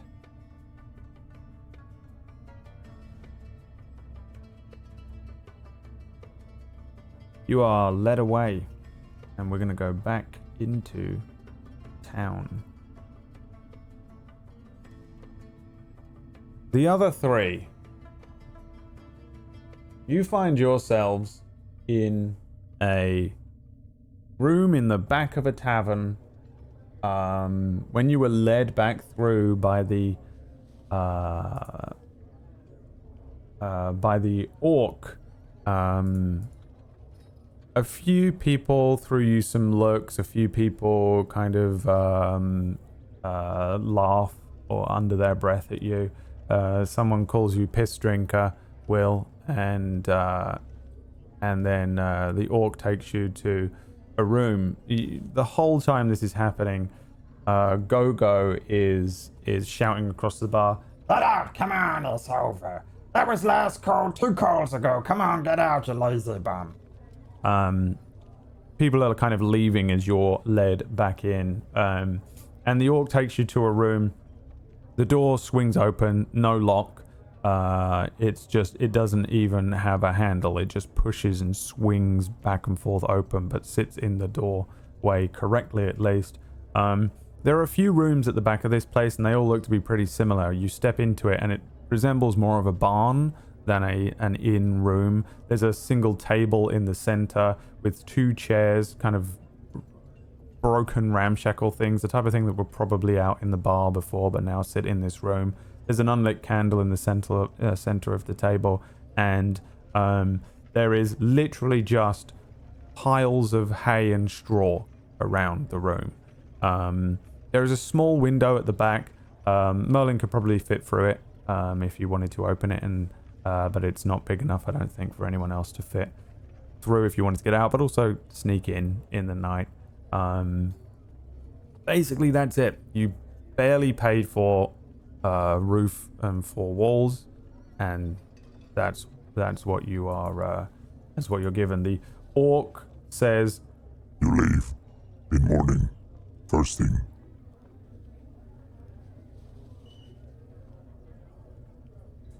Gladly. No trouble there. Wait. Where's the other elf? She was with us. Taken.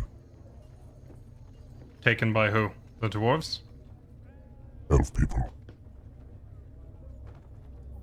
Her kind. Elf?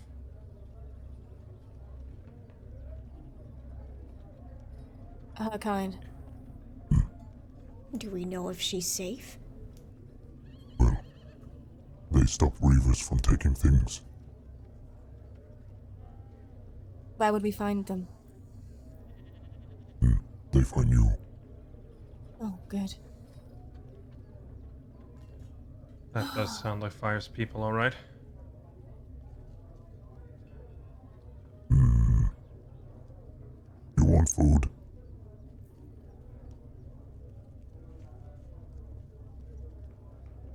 I No, don't think we're in thank any you. position to say no. I will have to pass. I bring you an egg. That'll work. Thank you. he turns around and the door kind of swings and then sits closed, leaving you 3 in there. I immediately take Merlin by the arm and lead him to one of the corners. My back to Will. Oh. Let's get you looked at. Are you feeling okay? I mean, for the most part, Is there anything I can do to help? I'm more concerned about you and Will. I mean, I guess I'm relieved to know that Fire, well, I suppose she's in good hands. Oh, okay. How are you feeling? More importantly, I'm already dead. Yeah, right, but that is what concerns me. Because I feel like it... Not to be crass about it, but it might be easier for you to lose parts. You know? I'm just kind of like checking Merlin over, checking he's got all his fingers and like molting. Yeah, no, I feel like I would eventually start to lose some limbs. Probably my pinky finger feels a little bit loose now. I better leave that alone. Okay, well, we'll keep an eye on that. I'm fine. I didn't tell you earlier, but Fire was hit by a poison dart. I think it was poison, I don't know. I think the Silence have her. And these are the same elves that have her? Well, then how do we know she's safe? That is what I'm concerned about. She could be in danger. But the there's orc nothing did we can do say- about it right now. Yeah, no, the orc did mention they would find us, so I would presume that they would return her to us. If not, I would stop at nothing to try and find her. Yeah. Right. The last thing we needed tonight was to all be beaten to an inch of our lives and lose Fire.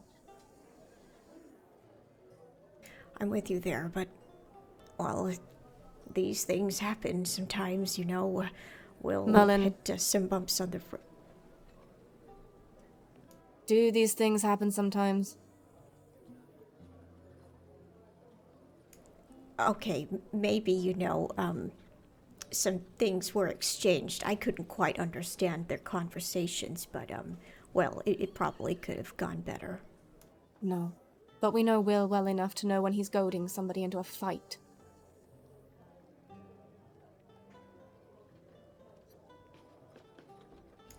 I just thought, he wanted a drink with these folk. But well, we know how that all went. Will went to the bar to get some food. And ended up starting a fight with a bunch of dwarves. I turned to Will.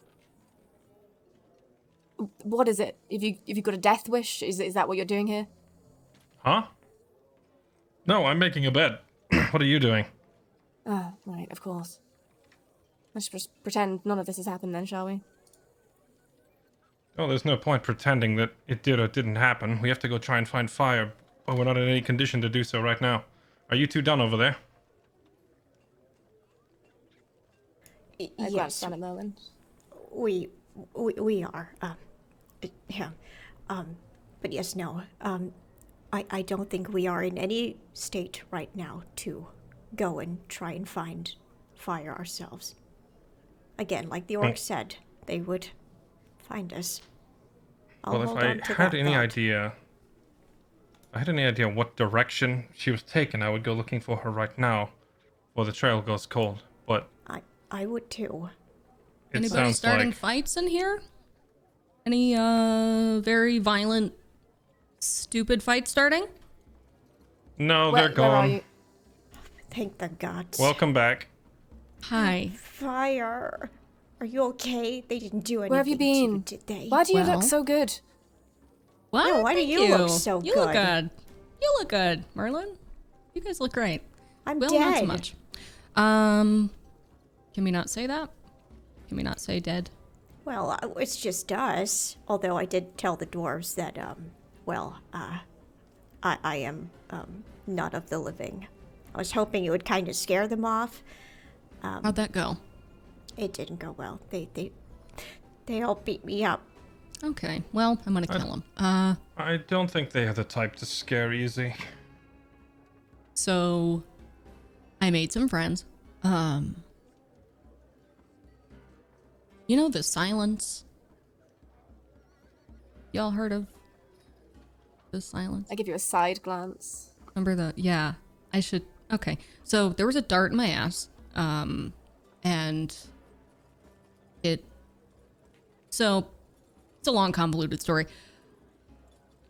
When? I woke up surrounded by a bunch of my kind, if you will, and then I fought this woman, and they were like, good job, and they tried to recruit me, and but it turns out if you say yes, then you have to like take this vow and you're silent, and I just didn't want to do that right now. Plus we're kind of busy. Capable of that. Oh, okay.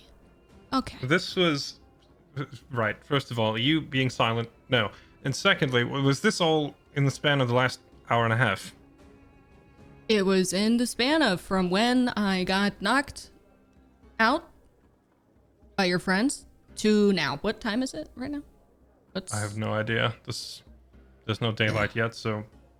Oh, but I got this, and I'm gonna pull out the no sword. More than 3 or 4. Oh. Oh. Nice. Isn't that cool? It's like paper thin. At least one of us has weapons.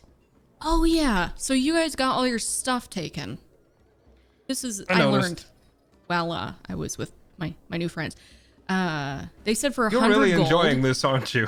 Yeah, I kind of am. It's nice. I haven't really met anyone from home that also doesn't like home, so it's pretty cool. But anyway, they were like, your friend is robbed. They all don't have any of their shit anymore. And I was like, yeah, that sucks. And they said, okay, for 100 gold pieces, we can get all your stuff back. And I was like, well, I'd rather get it myself and fight these fools. And they were like, well, they're in Dandelo if you want to go do it. So, the Reavers, that's what they're called. Right, we'll just add that to the list then, shall we? Do we even And they have like the they coin to pay blindfolded them? me, so I could, and they gave me this stuff that smelled really weird, and ugh, it was weird. But they just didn't want me to remember where the place was. So, So they put a hood over your eyes, took you to a hidden lair, gave you stuff, and then let Yeah. you go. yeah, I know. And I even said like, don't you have to kill me now, basically? Because I know where your secret lair is. And she was like, no, we'll just put a thing on your eyes and make you smell this weird stuff. This really So- does sound like a chapter out of some sort of I don't know. I know! Tall I went tale. on an A adventure! tall tale. Isn't that cool? So cool? And I, then one for of one, them am trained happy with for people you. that I knew back home. I won't need this anymore, by the way, if you want it. And I'm going to pull out my rapier. I will happily borrow it until I retrieve mine. Okay. Yeah. They were really cool, though. Well, at least one of us has had a fine evening. Yeah, well, I didn't pick a fight with a bunch of strangers. Oh, nor did I. I challenged them to a drinking contest, and they threatened to cut out my tongue. Yeah, yeah. Did you drink piss? I kind of remember. Am I crazy? Oh, Am I... I told them that even if it was piss, I would still see through the contest to the end of it, and they didn't like it very much. Oh, is that like your thing? No. I just figured since we're getting fleeced for all of our gold paying for this dumpster, maybe I could win some of it back. Well, for 100 gold, my buddies will do it. Well, I think that might be slightly out of our price range now. Yeah. The Well, Reavers, though.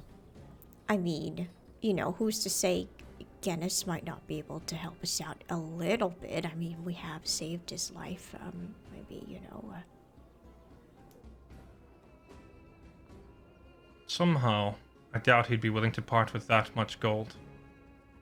But you did say they're based in Dandelo, yes? Mm-hmm. Which is where we are heading.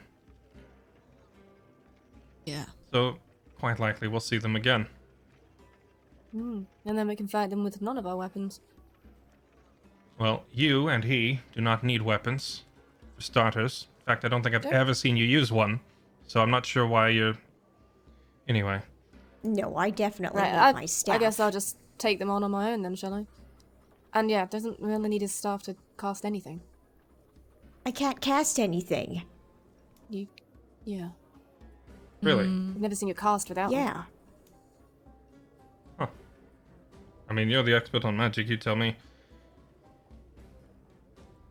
Okay. I'm gonna walk into a corner and begin resummoning Vita. Can we just get you any old staff for the moment? Like a No.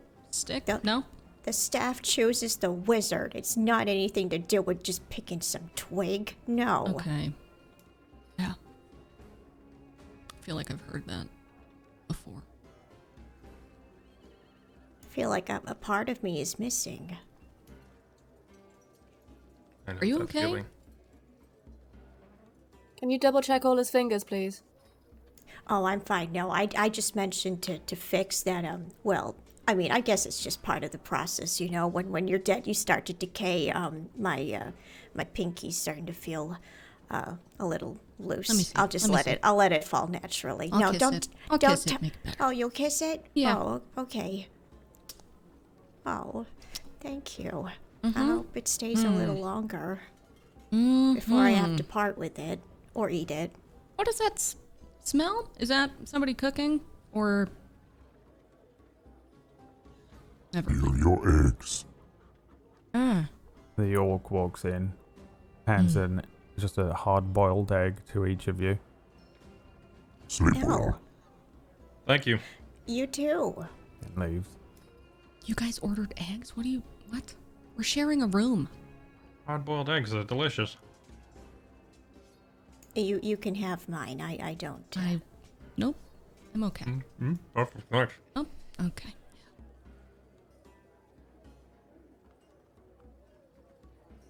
I was hoping maybe I would eat one of Will's new friends, but well, I didn't get the chance. Yeah, Well, I don't think we wanted to escalate it to murder.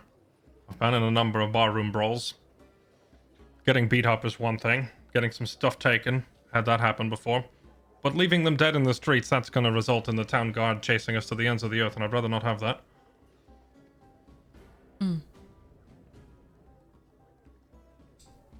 You do make your Will points. say, though, they're very different than the dwarves up in Dendor, that's for sure. Those guys wouldn't have turned down a chance for a drinking game for any reason. These guys just seemed more keen on robbing us. Yeah. I wish you would have been translating. There was a while where I thought that you guys were having a great time. I thought But the I- You know, same. I thought we were too, you know? Oh, do you not speak Dwarvish? Are you talking to me or Merlin? You. Oh, I do speak Dwarvish. I've been to Dendor 3 times. I lived there, actually, for 3 months while I was studying. I've been thrown out of nearly every bar in the city. Granted, I didn't start those brawls. That was Brendan doing that, but... Mm-hmm. Yeah, I don't know. Very, very disappointing, I suppose. Well, at least we have a name and we know where they are. Reavers.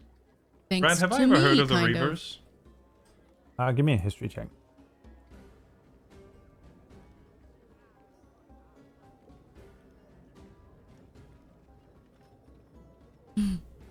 A 3. No, they're probably just a mercenary group. There's a bunch of them, but obviously not one of any great fame that you've heard of them. No, not familiar. Well, we're gonna be. Well, all I know is this is going to delay our meeting with Arias at Course Point. Oh, we can't even tell him. No, we can't. Is it really going to delay us? Oh yeah, I would imagine so. Are we sure they left town already? I doubt they would flee town in the middle of the night. I mean, that would be the perfect time to leave. Wouldn't we be doing that? Well, I imagine they wanted... It was dark and raining out. I don't think they'd want to travel in those conditions. They'll probably spend the night here somewhere, and then leave town in the morning if they're passing through. They might be based here, I don't know. Well, if they're a bunch of thieves, I would reckon, hey, I'd get the heck out of here. That's just me, though. They weren't thieves, I can tell you that much. Brigands, bandits, or mercenaries. Something of that sort. They were more adamant about your tongue at first, and then I think they caught glimpse of, our belongings. Yeah. I wouldn't take them for thieves, no. They didn't take the one thing I have on me that's worth the most. Wonder why they left it alone. No, they did not.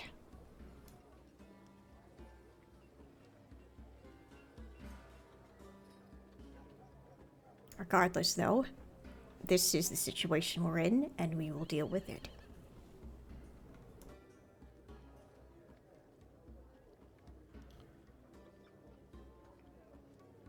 I'm very confused why they would leave this on me.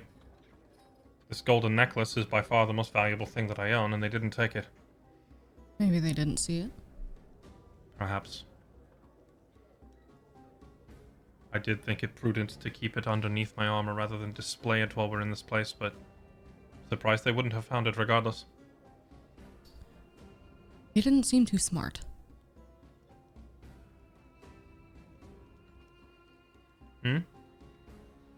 They didn't seem too smart. No. It's just... It's the second time this has happened. At the refuge. When I came to there, I was wearing it as well, and I had been robbed of everything I had back then as well. It's been 3 weeks, and again, I woke up with this. Seems like quite the strong coincidence that twice I would be robbed and twice my most valuable possession left behind. Starting to wonder if maybe they can't take it. Let me try. perhaps later. When you least expect it, I'm gonna pocket that thing.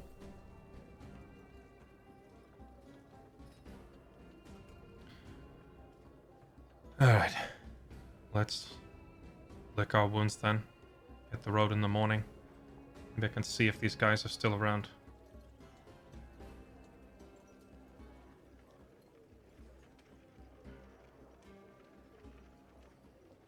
Is the plan Everyone to sleep? gets some. Yes. Okay. So, I need some rolls. I'm gonna First, cuddle Merlin. okay, yeah. You I guys will cuddle settle for you. down in the And fix. hay and create as best a bed as you can. It's still better than sleeping on the road, as you or on the back of a cart or something, as you've been doing. But not as good as the barracks that you had at J-Res. Fire, roll me a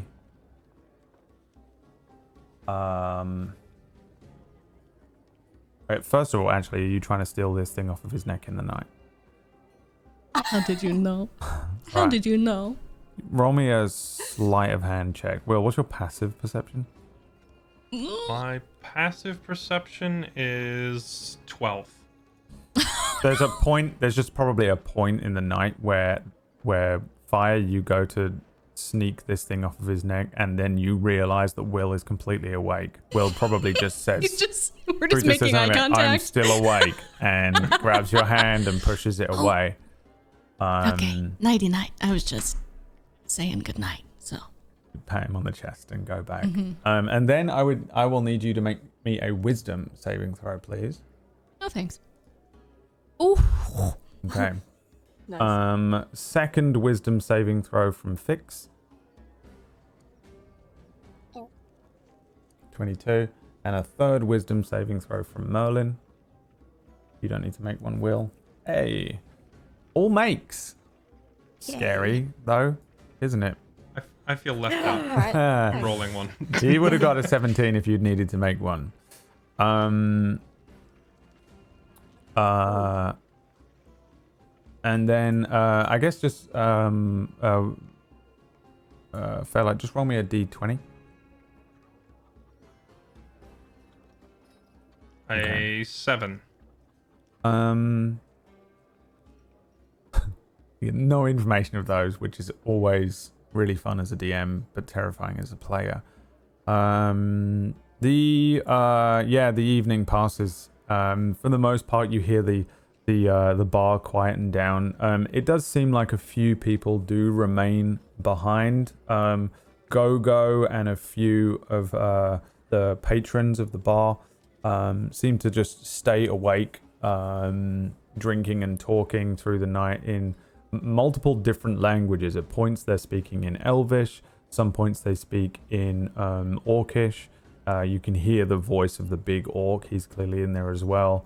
Those of you that do pick up bits and pieces can just hear that they're just having casual conversations. At one point they do discuss the fight that happened, with the orc explaining that there was a bit of a fight. You guys looked like you were already beaten up before you got into it, and picking a fight with the Reavers is not a great idea on any given day. They kind of have that kind of a conversation, but for the most part it just seems like people having conversations. One of the people that remains behind is that Tabaxi, the kind of cat man, wearing a little more than a velvet robe that just sits loosely tied around his waist. And there's a lot of talk of something that you were offered, Fire, which was called Leaf of the Sand, which is a thing that you all probably maybe would know about. It's up to you if you don't want to know about it, I guess. It's a tobacco with a sweet scent that gives a small feeling of joy. But people don't like it when if you wouldn't walk into like a noble's meeting to smoking this stuff. For the most part, you find that people kind of sell and deal it on the side. So the Tabaxi reveals himself through just conversation to be some sort of drug dealer, essentially, who seems to live at the bar with Gogo and the orc, and a couple of other people just seem to be having conversations. Eventually it dies down. The orc locks all the doors, and they each go to separate rooms and places in the bar, and you guys are able to sleep through the night. Nobody creeping in, nothing happening. And then I think you probably hear the sounds of the town in the morning begin to pick up as people wake up. The tavern itself is on the that main square that you came into, so there's a lot of things happening. Probably throughout the night you also get the every now and then the sounds of that massive gate opening and allowing people in. Will, you probably recognize the march of some troops coming back and forth, or going out on varying patrols, changing of the guard and things like that, because you're located very near that front gate. And then once the morning rolls around, people start to open those stalls, and they're opening their shops, and people are moving around. Depending on how early you guys end up waking up, and I'm assuming you're going for a proper long rest here, so I think at least one of you needs a full 8 hours. It's probably going to be quite late morning, really, before you will want to rise. You guys all got beaten up last night, and while Fire was healed in some way, the rest of you are still kind of battered up. Even though you can be at full HP, you get all of your spells back and all of your abilities, we can assume that you're still kind of beaten up and a little swollen in places, and not looking or feeling 10 out of 10, even though mechanically you're back to full. So it's probably something like 10 or 11 a.m. before you guys want to be leaving. There is a rap at the door eventually, a huge fist, and then the orc pushing the door open. You still here? You supposed to be gone. Right, we were just leaving. You want breakfast? Breakfast. Is it breakfast? Breakfast. Breakfast. Breakfast. What do you want? That's a yes. Breakfast. You want what? Chicken? Raw chicken? Raw chicken? Raw chicken? Okay. He turns around and walks out. Okay. Alright, well. Sorry. Oh no, I maybe I okay. should have asked it, No. You're Okay. fine, Merlin. We can grab breakfast if we want to. I can grab it to go. No, you enjoy your raw chicken. I hope it's still alive. I hope he didn't think that you meant we all wanted it raw. I think Oh, he did. I'm pretty sure that's what he did. Think. 4 raw chicken.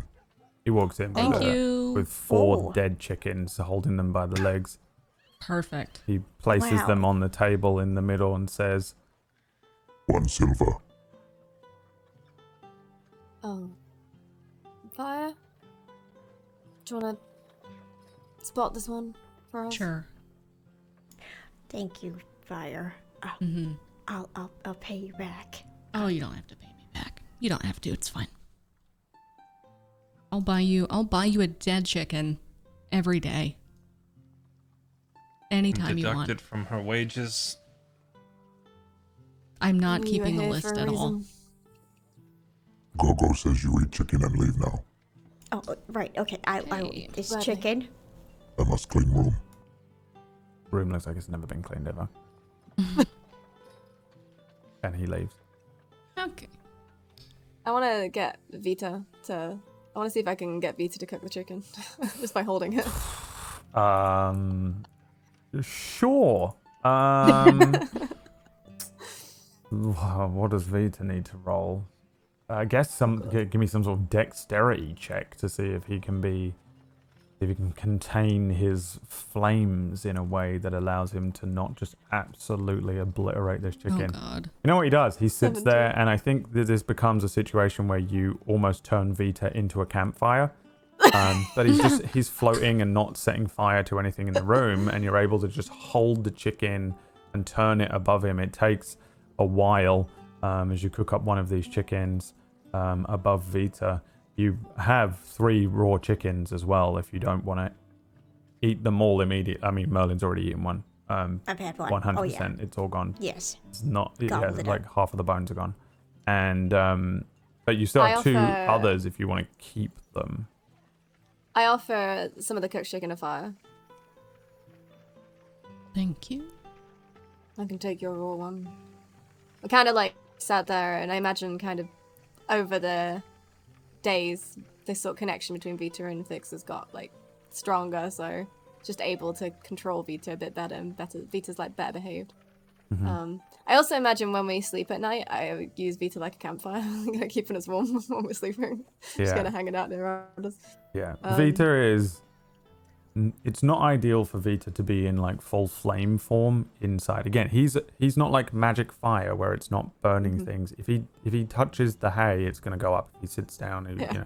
So, but I think even in his ashy form, maybe he gives off a little heat as well. But yeah, he is just literally on fire. He's just a moving, constant, floating fire. Like probably half the time, the amount of times we've probably not actively played out, but you guys have kind of just been talking and then had to kind of go up as he flies by because there's just a floating campfire Burnt with hair. you Just all the time. Just the smell of burnt hair all the time as he catches a couple And I'm just of not them. bothered by it. But I think he is getting better, and also Vita, of his own volition, is only a few days old, but is learning at a pretty quick rate to My baby. to growing so adjust fast. and to understand. And I think you also get the sense that it's kind of an osmosis thing where he's also learning from you directly, almost like he's downloading just how to be and what is going on as he does, because he's part you. He was born partly of your spirit, of Carmen's spirit, and of the demon's spirit. So, So Vita cooks our chicken for us, and I share it with Fire. you don't give any to Will? I know. No. All right. Will, are you going to eat anything? I'm gonna ask. You mind cooking one for me? Do we got time? I'll do it. And I grab one and I'll start cooking it. And then I'll just lean over to Fix and go, I still haven't apologized. For what? I did the thing where I was like trying to get him to fuck that guy, and then he... Well, it yes, was- right. Yeah. Yeah, okay, so all this right, is well, like you can feed well. I don't mind, but I'm not doing it. sorry I tried to get you to fuck a guy. Chicken. Yeah. Well, no, that sounds appropriate. Yeah. Probably. Yeah. Well, I mean, like if you want, I can get Vita to cook it for you. You know I'm sitting right here, right? No, you're not. You're not. No. Pretty I'm rude whispering- to I'm listen in. whispering so quietly. My mouth is inside Fix's ear. Vita takes the chicken and cooks the other chicken for Will. Yeah. I'll do finger guns at Will. I got your back. He hands it off to Fire, not me, as well. I just kind of like point at Fire, and then you can give it I'll to toss it. I'll toss it abruptly into Fire's lap, or into Fix's lap. Then. Well, I don't want it. Nor do I. Then at this point, if you're gonna be like that, let's just hit the road. This is from Fire, not me. He's mad again. He's mad. Granny's mad again. Oh no. Yeah, I it really did it does feel I did it again. unfair. What did I do? You didn't do anything. Do you want beef? Oatmeal? Bacon? Bacon? It would seem we have beef now. Bacon and Just eggs. take the chicken, Will. Stop being a child, Fix. Right, okay, that's Okay, fine. You well- almost get us killed, and I'm being a child for being annoyed at you about that. That's very understandable. Merlin, do you want to go for a walk with me? Morning breakfast, raw chicken eating walk, real quick? Yes. Yes. Okay. We're gonna go for it. Let's see. See you later. Can I just come on? I walk out as well, because I don't want the orc to be angry. No. You're dead. I was I was leaving to give you guys a minute. You really think I want a minute? No, but I don't want another minute of this, so. Then let's be on our way, because I've got nothing else to say. Okay, bacon and eggs, you said? Coming right up. As you step out of the room, the goblin is starting to see people in. The front door is swinging. There's a few people heading in. None of them are the Reavers, but you do recognize a couple of faces from the night before, kind of wandering in. As you walk past, the goblin says, Good doing business. See you later. You come back whenever you want. Do I see the tieflings? Roll me a d20, let's find out. The fate die. Ooh! Not only do you see them, but they're like walking in as you try to walk out. Oh, okay. I sort of put my hand out in front of them as they walk in front of me. They give you a very brief, curt nod and kind of try to get out of your way. No, sorry, do you mind if I speak to you for a moment? They look at each other, look back. What do you want? I just haven't seen many tieflings around here. Well, I'm curious why you're here. Classified. Okay. Great. Do you work for... Where was the patch from? Nime? Naray, yeah. Naray. On Naray business? They look at each other again. Yes. And it's all classified, or Are you from Naray? from the island? Are you from Naray? No. Then yes, it's classified. Has nothing to do with the wizard named Arias or anything like that. I mean, insight check.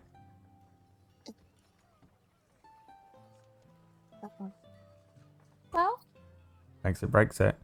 They say, like both of them, their eyes widen briefly and they look at each other, and then one pulls you further away from everyone else, pulls you over to one side and says, how do you know that name? I'm comfortably personally acquainted with him. No, that's not why we're here. Huh. Right. But you recognize the name? Yes, the Mad Tiefling. Right. And what do you know of him? Nothing. I know that's not true. We know he's here somewhere. We know that he's a stain on our countrymen and our reputation.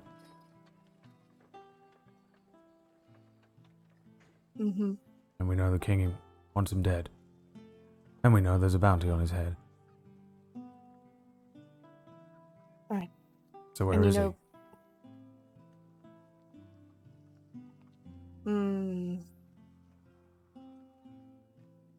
What do I get out of telling you?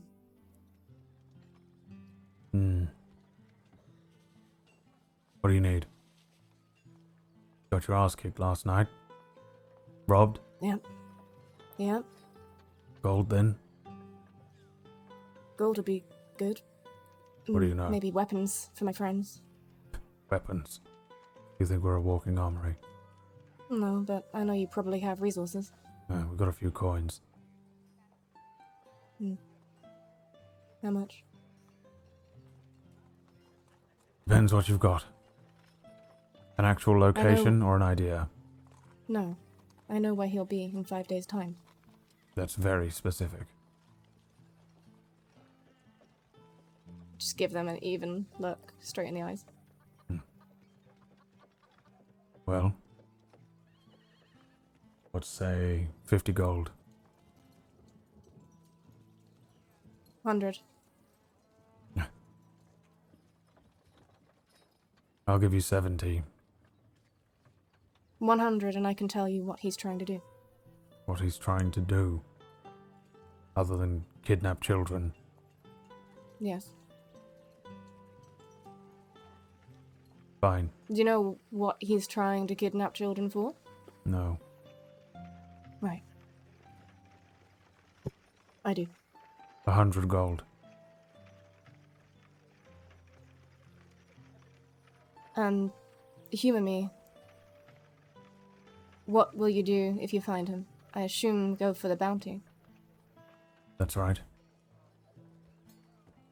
You know he's very powerful, right?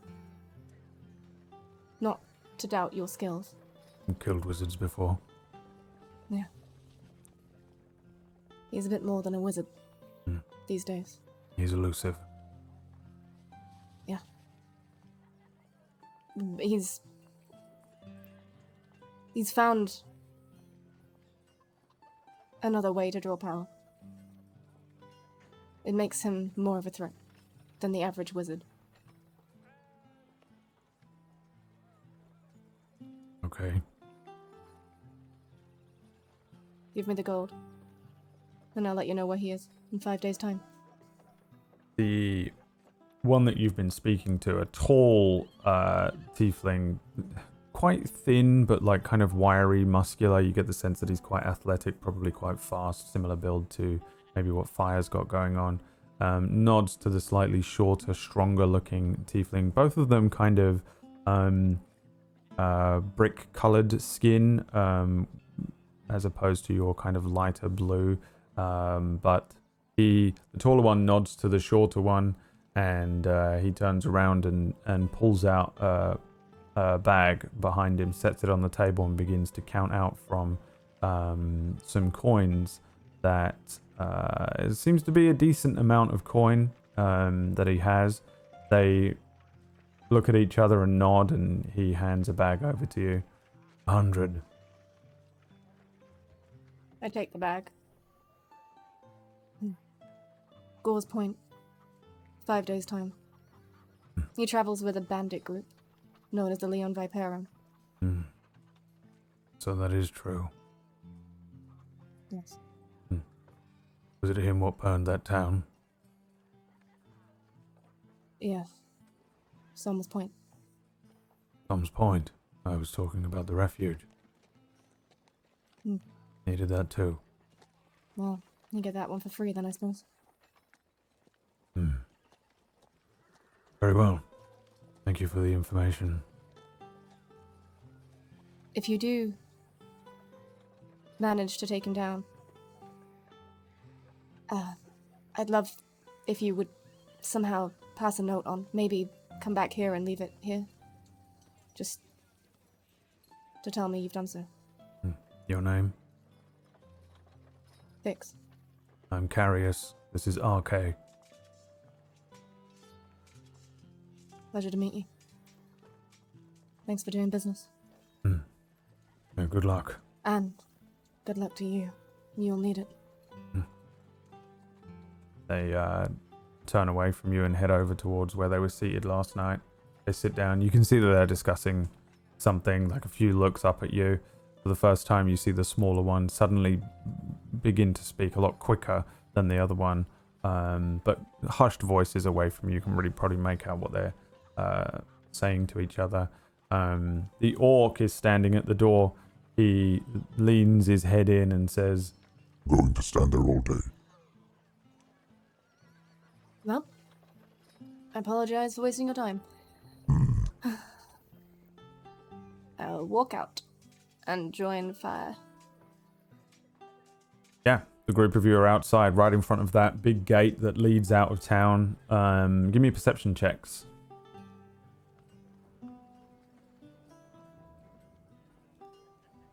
Ooh.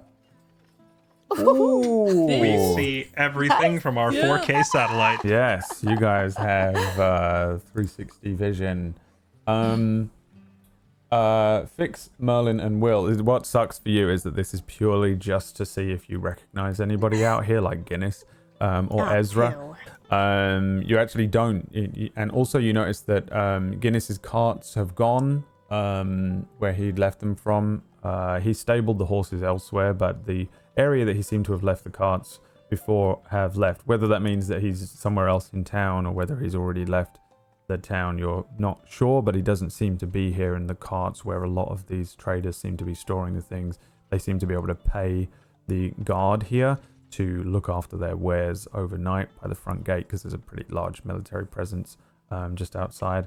And yeah, you don't see any of that. You also don't see Ezra. And Fire, you were rolling to see if you could see the Silence member that was watching you, but you don't see them. Oh. You are probably pretty sure they're around.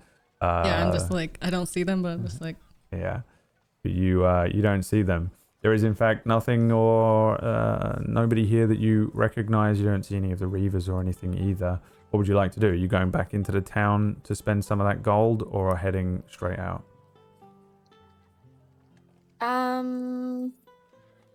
Well, first I would surreptitiously walk up to Fire and just kind of like take her hand and like jiggle the coin pouch a little bit and let her jiggle my pouch.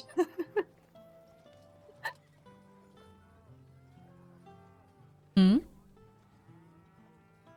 The easiest way to get our stuff back would be, surely, to just pay for it. Did you rob someone? No, I provided a service. Ah, okay. You robbed somebody. Not No. for Fire's kind of service. It's provided An a honest service. service. Mm-hmm. Okay. Yeah. Well, okay, I'm not gonna I'm good. ask, but thank you for doing that for us. And this will We're not going will to get greatly very aid far us. with nothing.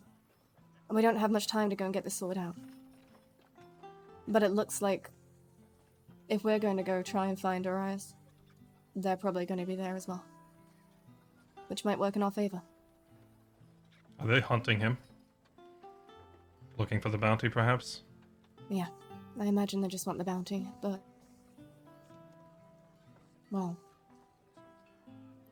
Let's hope Arias doesn't have a lot of gold he can persuade them with. Loyalty derived from gold is often short-lived.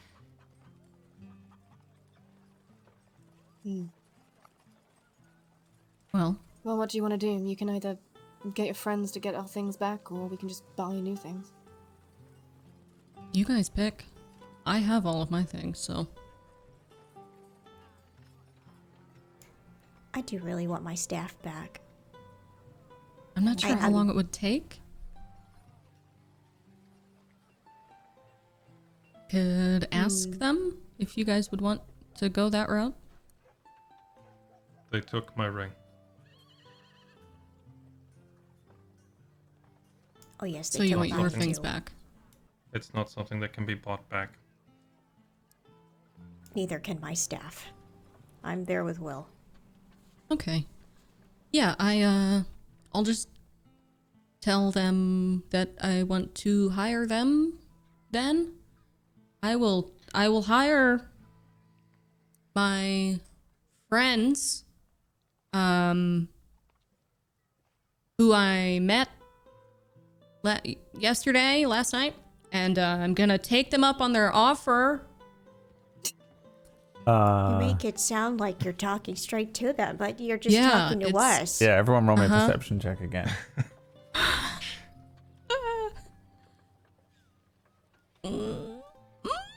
What the heck? Yeah, Merlin, you're like halfway through. You make it sound like they're talking right to them, and literally from behind Fire, like someone's doing a magic coin behind the ear trick, one of them appears. It's the younger one, Fire, you recognize to be the one that that knew who Thingy was, Grimvane. And she just walks into she just stands next to Fire.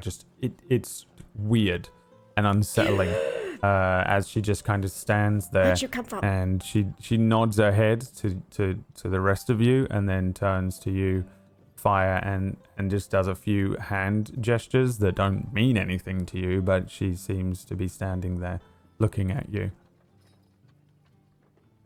Are they going to get all of the things Give me back? that gold. I need the gold. I need the gold. Give me the gold. Okay. But I take the pouch. we need to get everything. Yeah. We gotta get everything. Everything. Everything back. We can hire your friends, or, if we catch them, I do think if we're in decent shape, it'd be a much better fight. We could try to take it back ourselves, or could do both. I'm like midway through handing the pouch to the girl. Yeah, we can do both. How long will it take them? How long will it? Shit. They don't talk. How long? How many days? 2, 1? The girl looks to you, Fix, then looks back to Fire and does a few hand gestures. She looks at your face as you look quizzically, and she points to all of you and does like a scribbling motion with like a pen and paper motion. I pat myself down to get my pen and paper and remember my pen's been stolen. I don't think I have anything. She looks to you, Fire, and she says, well, she doesn't say anything, but she does say, she draws a thumb across her throat, and then she cocks her head, and then makes a gesture as if she's taking something from your pocket, a few things from your pocket, and then does a shrug. Which one do you want? Kill them or take the stuff back?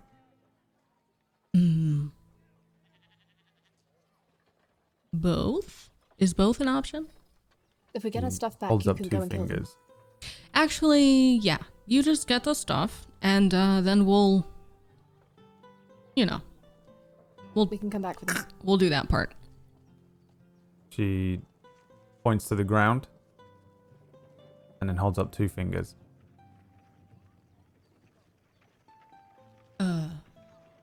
Yeah? Back here in 2 days. 2 days. 2 days? She nods. I am so bad at this. Okay. Thank you. Cocks her head, and then I'll go in for an awkward hug. I don't know. as you go in for an awkward hug, she takes the pouch from your hand Oh, and she walks away. Oh, yep. Thanks. Walking away from you now. Okay. I think we did it. Yeah. You believe these well- people to be reliable? Well, yes, I do. On what grounds? Well, who knows? Or whatever. Well, the others from your forest have a certain reputation for a reason. Let's hope it's accurate. You wouldn't rather me be like that, would you? You have to figure out what I'm trying to say. Sometimes, can we turn it on and off? Sometimes it's debatable, Fire. I should not have asked. Well, we have 2 days now to figure out what we're doing with Arias. And it did just occur to me that if he finds out people are coming to find him and we're the only ones who know where to find him, he's gonna know exactly who told him. Oh yeah, we're as good as dead, I think. Yeah. But at least we're delaying it for a few days, so Yeah. that's nice. if we can get there before your friends do, that would be ideal. But well, I don't know if the odds would be in our favor. But we gotta hold on to some faith, and I, for one, have faith in Fire's friends. Well, better than nothing. Yeah. We're all pretty tough and reliable. My tribe, my kind. Okay. Let's hope so.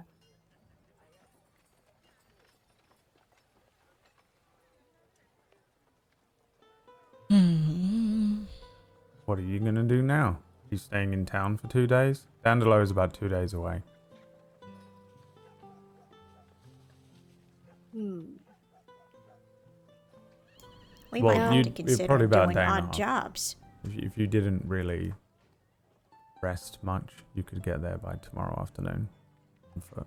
Then we have to get back. So even if we moved at a rapid pace, we wouldn't be able to make it back in 2 days. Correct. Would it be okay if our characters would know that? Would it be possible to ask them to or ask the silence elf to make it 3 days instead? Yeah. You could also I would probably imagine they'd just keep it arrange there. to meet them in Dandelo instead. Yeah, I mean, if we know that it's going to be too long of a walk, then I'm certainly not going to let the elf walk away before saying, "Hey, can you just meet us there, or come back here later, like 3 days instead." She turns to you and looks at you, Fire, after he says that. Is it possible to meet us there? She nods. No extra fee. She puts two We already- fingers to her eyes and then puts them to you. She'll see you, Yep. find you, maybe. She kind of nods towards Fix. Okay. You're just gonna. Yeah. I'll see ya. See you there then. She nods, looks back across each of you. No more questions or instructions. And is that all? If we had extra money when we got there, would you help us kill him for a discount? She looks at Fire. She makes the motion of like pulling a robe up over her head and then stands in a position that is very reminiscent of the much older woman that you were speaking with, Nazola, and then shrugs. Okay.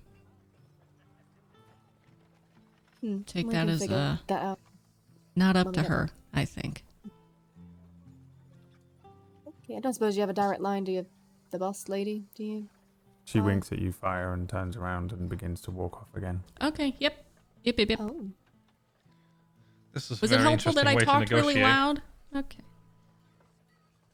Okay. Well, I mean, I suggest we go to Dandelo. Wait for them to bring our things to us and then see if we need help. We're on a Assuming they haven't timeline. We spent can't our deviate gold. from our course, yes. We have to continue to Dandelo.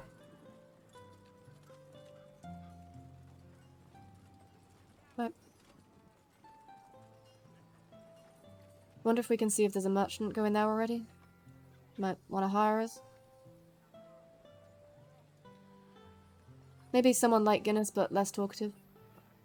We could try asking around in a hurry, but I don't know if we'd be able to pull that together on such short notice. But, yeah, work your magic if you can. Do so. I'll try the same. But if we don't I'd like find to- someone... Sorry.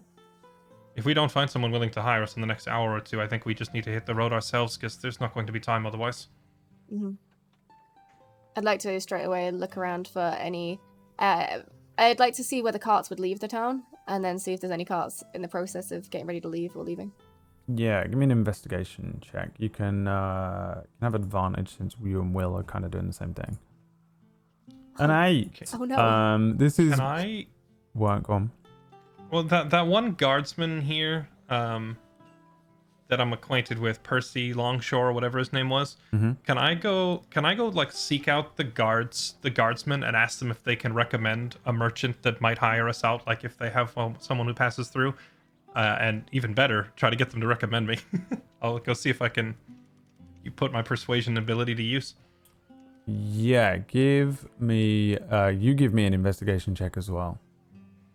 Investigation. While Fix, yeah, you're looking around. There's a few carts leaving, but there seem to be more coming into town. Will, you kind of ask around. You grab a couple of the guards and ask after dedicated guardsman Percival Lee Gallo, and a few of them know who he is, but they don't know if he's on duty. They haven't seen him. and you don't seem to be able to find him. But you can give me a persuasion check with disadvantage to speak with these guys instead. I'll just see if you can. Oh yeah, they immediately. You said disadvantage. Oh, disadvantage. Yeah, no, you're right. Yeah, give me another one. 21. Same Still thing. a 21. Basically the same answer. Most of the carts that leave for Dandalo have seem to have left. They tell you that most of the carts leave as soon as the sun comes up, if there is sunshine that day. And the last week or so, there have been like 6 hours of sunshine a day, which is a lot. And today's no different. You guys have actually stepped out into daylight. It probably would have looked like it had only freshly risen around 10 or 11. But most of the traders, much like Guinness does, leave as soon as they can if there's daylight and travel by daylight, because it's just so beneficial to have that extra visibility as a merchant on the road. For the most part, it seems like almost all of the carts that would have been leaving for Dandalo have already left. You're basically out of luck with the 8 and the 4 there, playing an element of fate into it as well.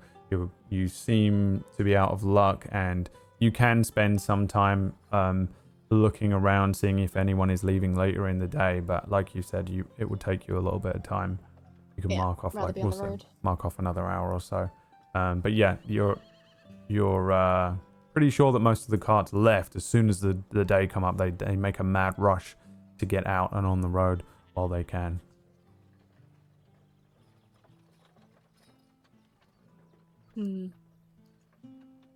So is Will alone?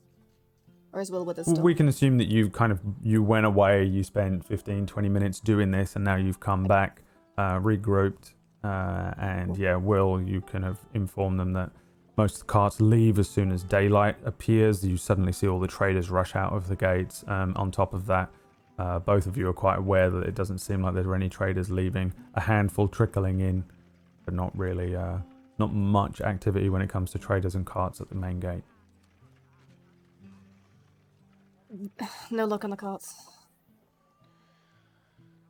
Yeah, no luck either. I tried talking to the guardsmen about who would be the most common choices, but it would seem they've all left very early in the morning. I think we'll just be traveling on our own for this one. Good job. You didn't get beaten to a pulp yesterday, so this won't be uncomfortable at all. And you managed to go almost an entire 20 minutes without being a divisive prick. We're making progress. Interesting. It does occur to me that one might feel maybe slightly apologetic about almost killing all their friends. Does it occur to you that your little pet summoned a demon prince from hell and killed Merlin, and I didn't sit there jabbing you about it afterwards? I'm sorry, what makes you think Vita summoned it? If Vita that tried thing to wasn't warn with us it was then that thing coming. wouldn't have come up out of the ground. How fucking dare you? Vita tried to save us all. How dare you! Get out of my face, Fix! I have in bigger your problems to face. deal with than your attitude. Apparently so, because your own attitude is fucking appalling.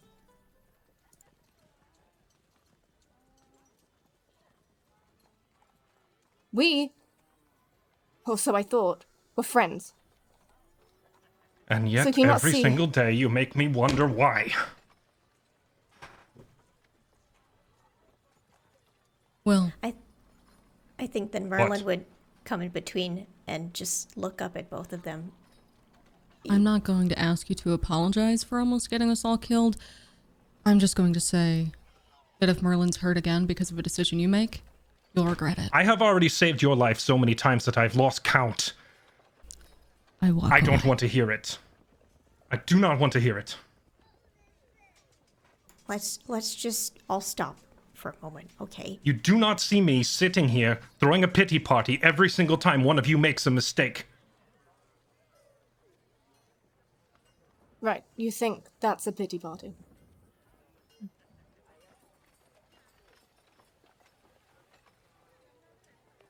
I don't know why I bother with you.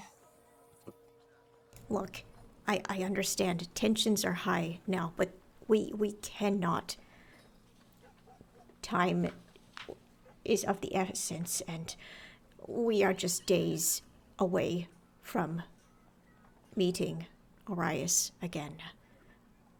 We have to stay strong and together.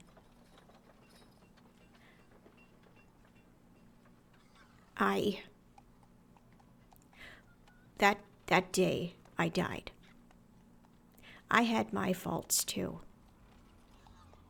And with that I paid for with my life, and for whatever strange circumstance I am still here. As all of you are as well. We need to see this through and remain together. This would be exactly what Arias would want.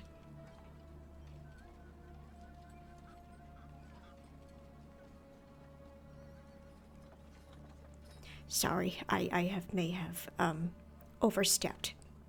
But in the time of knowing all of you, I have considered you all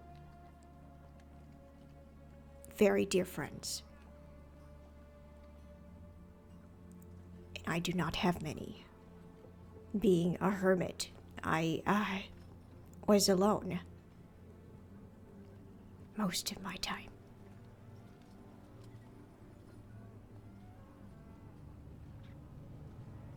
Just thought I'd let you know. I get down on one knee and just hug Merlin really tightly.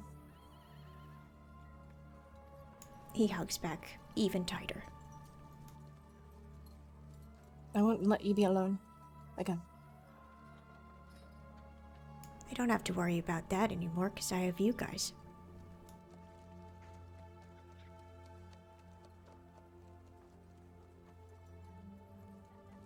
And then Merlin's finger falls off.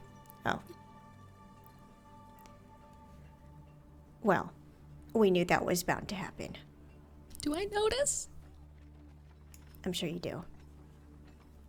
I'll try and pick it up straight away as soon Yep. as I see it, so Fire doesn't notice. Okay, then. It's okay. It's just, the pinky. I just, won't be able to pick my nose with it anymore. I take Merlin's hand and the finger, and I try and lightly cast frostbite on it to stitch it together with ice. Oh. Oh, hey. Well, that'll stay put a little bit longer. No, it's just like a sap. Yeah, let me know if it falls off again, and don't tell Fire. Will do.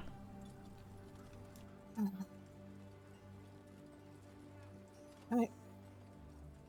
Dandelion. By foot. I got no healing potions. So you're on your own. I can make them. Fortunately. Just give me Need some to find time. ingredients. What do you need for them? Well, I just need mushrooms. Lots I'll of be them. on the lookout for mushrooms the entire time. Those red toadstools, the ones with white polka dots, you can't miss them. Right.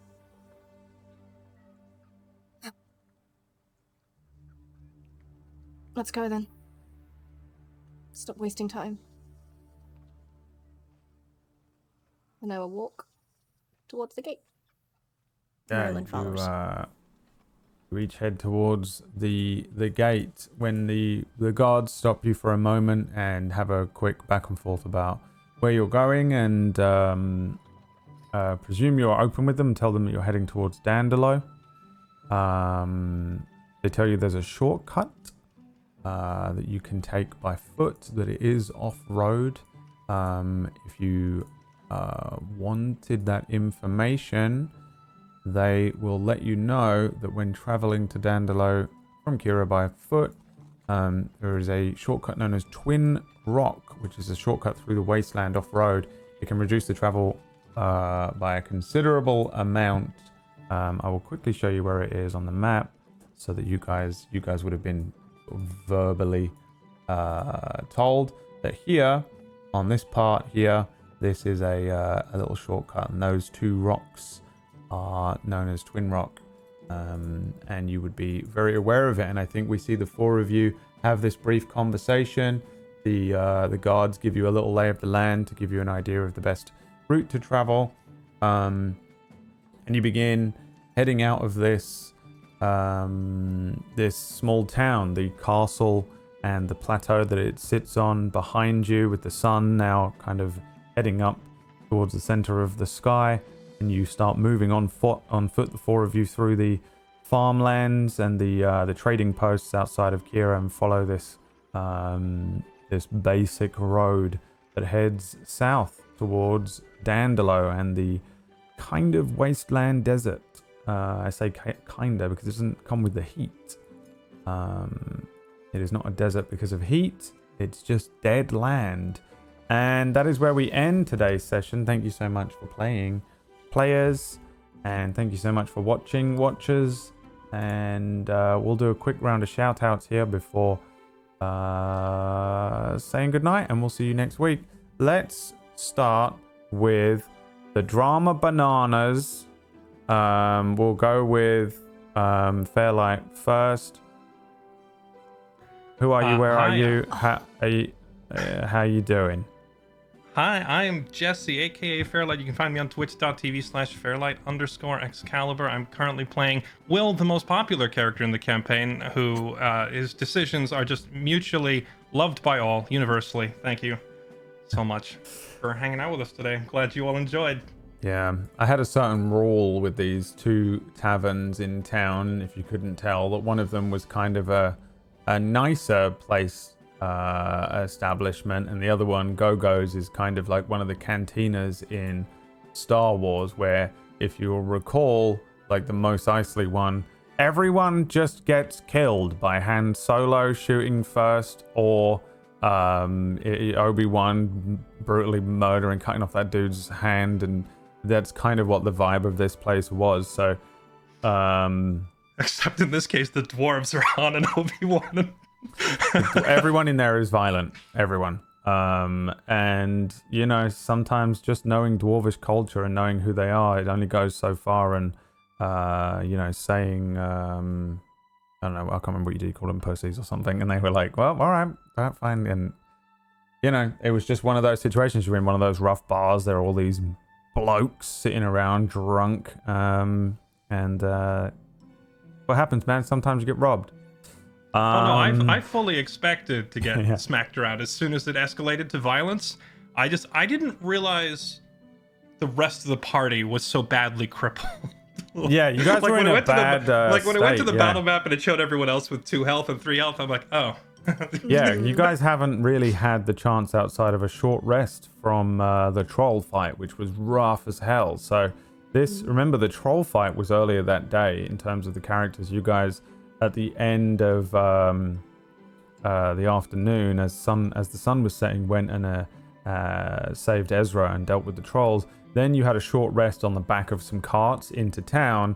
Then you did a little shop. Then you got kicked out of a bar and went to this one. So, you know, it was you needed a long rest, really. I think you probably would have given them a run for their money outside of that. They also had a combat like that is rough because when you start with one person in the fight and the other 3 jump in later on, you kind of lose a lot of tactical advantage, especially against a group of dwarves that I pulled up the thing and looked at what they had, and they had like pack tactics and stuff. So I was like, well, these guys that sounds like the type of group that know what they're doing. And so it's just it was a really, really rough position to be in for that kind of a combat, you know.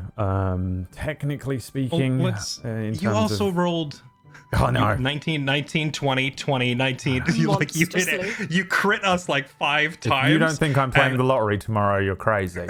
I mean, if we had to go back and do the scene again, I promise you, if you put me in a room full of racist bullies threatening me, it's going to turn into a fight every single time. What can I say? No apologies. Yeah, it makes sense. I always appreciate the, you know, role play yourself to death. Happens. I've done it. I did it last week, but I'm not going to tell you where and when. And also, 2 of these people are in my offline game, Oracle's Rest. And they did it last week as well. Roleplayed themselves into a terrible position. It happens in D&D. I appreciate We would it. never do that. I would never do that. I don't know what you mean. Yeah. So yeah. I don't know. I can't argue with it either. Everyone gets an inspiration point. There you go. Yay! That's what they're for. Sometimes I remember they exist. I want to get a T-shirt that's like, I got mauled and robbed by dwarves, and all I got was this shitty inspiration point. It's better than nothing. Maybe it'll save your That would lives be a out there. You great don't have any shirt. potion. You're in a rough position to be wandering into the wilderness as well, without any potions in your stuff. I mean, Will's currently using a rapier, like a fencing weapon, and while he, it's not really too different to a longsword. I think it just. It goes to demonstrate the position you're in. You know, Merlin doesn't have the ability to cast spells that require M. So look at all of your use components. a component pouch, or does he not have one? He can, but he said he doesn't. So if he wants his arcane focus to be that very specific stuff, then that's what it is. And with your arcane focus missing, take a look at the spells that you have and the verbal and somatic spells you can still cast. But without an arcane I kind of focus. want Merlin to discover that he can without the staff kind of thing, because he's so used He's to always it. assumed so it he was, thinks yeah. that, yeah. Mm-hmm. Yeah. Then yeah, you can shift. I think what you need to do technically in D&D is manually take time to shift what your arcane focus is, because that's what you were using, not the component pouch, but the arcane focus through the staff. So at some point, pick another item of the very few items you have left, and you can have that become your arcane focus, and you kind of approach the spells through that. But for now, as it sits, and we'll work out in the week, all of your spells that have the V and the S, you can still cast, because that's verbal and somatic components. But the ones with the M, if they have an M in them, you will need to have a new arcane focus.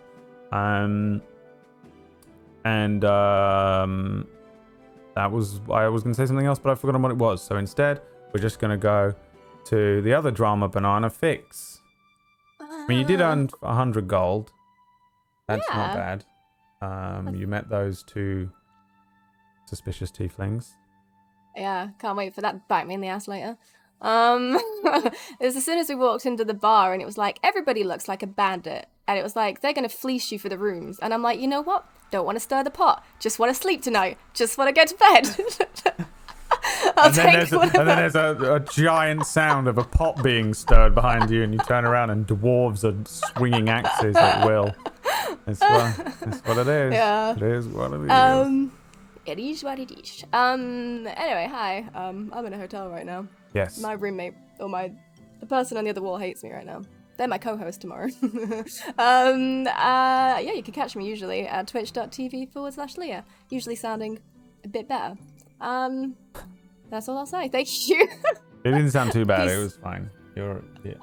It's the worst when you're somewhere else and you're having to do everything, and you're worried about how it sounds. And I've got one screen as well, and keeping up with everything is so worst. hard. when I you're had to playing DM like that once from LA for a month No. of Fractured Worlds, and it was the Hate it. worst thing ever. I have 3 that. screens here. All of them are like split in half in a way, if you know what I mean. Like I have like Zoom is here, and I have my notes here, and I have the OBS here, and the clean feed, and then the chat and Roll20 is over here, plus the stream Roll20 there, and my soundboard here, and I still need more screens. And there was this one time I was in LA with a laptop screen running Fractured Worlds for John Sandman, and it was absolutely horrific. It was the worst place. I had to use a book. I had to pull out the actual books because they acted And you like can't even spam. read. And I can't read. That's the thing. Wild. Mad. They were just to stand the laptop on. Yeah. He just likes the pictures. That's why I started D&D. I was like, what's that thing with lots of eyes on the front of the thing? Find out next week as they run into a beholder based on their luck so far in the campaign. What about you, Disby? What are you doing? Where are you doing it? What's going on? Oh, hi, I'm Dispy. I played Merlin for you today. I am on Twitch and Twitter, same handles, DispyRx. I do a bit of the role play and variety. And thank you so much for tuning in, everybody. Thanks Appreciate for playing, Disby. You are falling apart. Yeah, I am. And so is your character. Hey. Yeah. I can't wait for Merlin to be literally held apart by like ice. Just, Oh, dude, cracks through all of him. You know that season 2 of this would be Merlin in one of those Futurama heads in a jar things. Then you're carrying him around. It's just a brain in some weird formaldehyde. Talking brain. A talking brain. Yeah, it's like psychically projecting and telekinetically moving things 5 feet away. What about you, Brian? That secret stream you did in the week, by the way, was awesome. And I definitely saw it. Yeah, I'm so glad. I did it just for you. Nice What if week. I didn't? What if I did? What if I actually streamed for like 12 hours and you fucking missed I'd be so annoyed. I'd be so annoyed that you didn't message me. And, oh man, now I want to do it just so you don't see it. You had some stuff today that I was planning on doing the whole time, regardless, and found an even better situation in which to do the thing with the I silence. wondered. I was like, oh man. That's why they poisoned you as soon as you came into town. It was just to have you marked and fall asleep. They just get you. The plan was whenever you guys went to sleep. Yeah. That was all it was. And so you went to the thing last week, and then you were like, nah, we won't stay here. We'll get kicked out of this bar. And then you went to this one, and then you get kicked out of this one. And I was like, when in the whole time, there's like a member of the silence watching all of this from a rooftop somewhere, waiting for you to, waiting for their chance to get you and whatever. And that's what happened. But the good thing about it happening this way is you get to keep your stuff. Yeah. You know, all these and I got a new dwarves were sword, about so to that's like sick. come along and steal all your things, and then there was just a silence member that was like, no, and they were like, all right, fuck you, we're not fuck with them guys. I don't think. I would have liked to see that interaction. You can imagine that's probably how it went down, but they were, and then they took you away. I have a whole group of friends now. Kind of, yeah. They're don't like talk they at give all. you, they've given you some options, but they still cost 100 gold a day. But they're very effective. I'll give you some meta that they are extremely effective at what they do. It seemed like it. I thought so. Yeah, these were actually the guys that Dawnwalker suggested that you just hire all of them to go after Arias and his whole group of bandits. But obviously it's exceptionally pricey. But that was what so that was the time, because last week you guys were like, I feel like Dawnwalker mentioned something about them and we didn't give a fuck at the time, and now it seems prevalent, and that's what it was. He was like, oh, I think there are the group of like hardcore shadow elves that will just obliterate anyone. Maybe send them after them, but they're very pricey. I wonder if I would get a member's discount if I join. Yeah, well, I don't know. I don't know. I mean, I do know, but I'm not going to tell you. Yeah, I'll find out if I join. But if you join, you are not really able to just do this stuff anymore. You have to do the missions that they set you, and not necessarily go wandering off into the mist and bopping around with this lot, starting fights with dwarves. So it's a weird. I don't know. I just wanted to put you in the situation, and it's also fun when you get to do like one of those weird one-on-one combat situations in everything. It was very cool, and I really enjoyed it. Yeah. I thought it was super fun. Yeah, it was really it was really weirdly equal as well. I was like, there's no one's winning this, and we're going to be here the whole time. So I think that I can't believe she rated me 5 out of 10. I'm so upset with myself, and I will. The next time I see her, I'm going to be at least a 7. I don't think you can get higher than a 7 with her, regardless. I think to get a 7, you have to almost kill the other warrior, which is quite hard to do anyway. But I was like, if you just pulled out a crit after crit after crit, maybe she'd be like, wow, that was amazing. 6.5. 6.5. Yeah. I'd be like, fuck. God damn it. Yeah. So, but it was fun, and I was glad that you came here so that in Kira, because again, you didn't have to come here technically, just so that we could see that, because I'd written these exiles in, and this is where a lot of them have to go. Cool. I think, Yeah. Anyway, are you doing any streams this week or anything? I'm doing a secret stream, and it will be precisely as soon as Brad goes to sleep, and nobody's gonna tell him. Ah, joke's on you. You don't sleep. Damn it! I'm gonna pay Emma to knock you out, and then stream until you wake up. There is no Mistlight After Dusk, I'm assuming tomorrow, because Leah is a busy boy in a secret location at Langley. I don't even know where I am. Working. She's in my on basement. behalf. They put the hood over her with the Yeah. spices. She's Smelled working great. on behalf of the Silence right now. So if you want to do any theory crafting and things, head on over to the Discord. Table Story Discord, usually popping off all week with people discussing things. If you're curious about, I don't know, people got theories and talking about things. Next week we will see if you can get to Dandalo without everything going horribly wrong. Hey, maybe you'll find a treasure chest on the way or something. I don't know either, because it's going to be a few random rolls, I think, to see what you do encounter on the way over there. I can tell you that there is a treasure chest on the list, but there's also a dragon now, because you're high enough levels. So Oh, cool. enjoy your random encounter rolls next week. Until then, I embrace death. I embrace death. Until Check then, that too. you can watch my stream if you want. I'm playing Silent Hill 2 for the first time ever tomorrow. Yes, it won the game vote. And also we have Rime of the Frost Maiden tomorrow night on Table Story. Then Vampire the Masquerade on Sundays. Witchcraft and Wizardry Harry Potter on Tuesdays. And Spellwind D&D on Wednesdays, if you wanted to see more Table Story things. All right, that's the end of it. Thanks so much for watching, and we'll see you next time. Bye. Bye. Bye.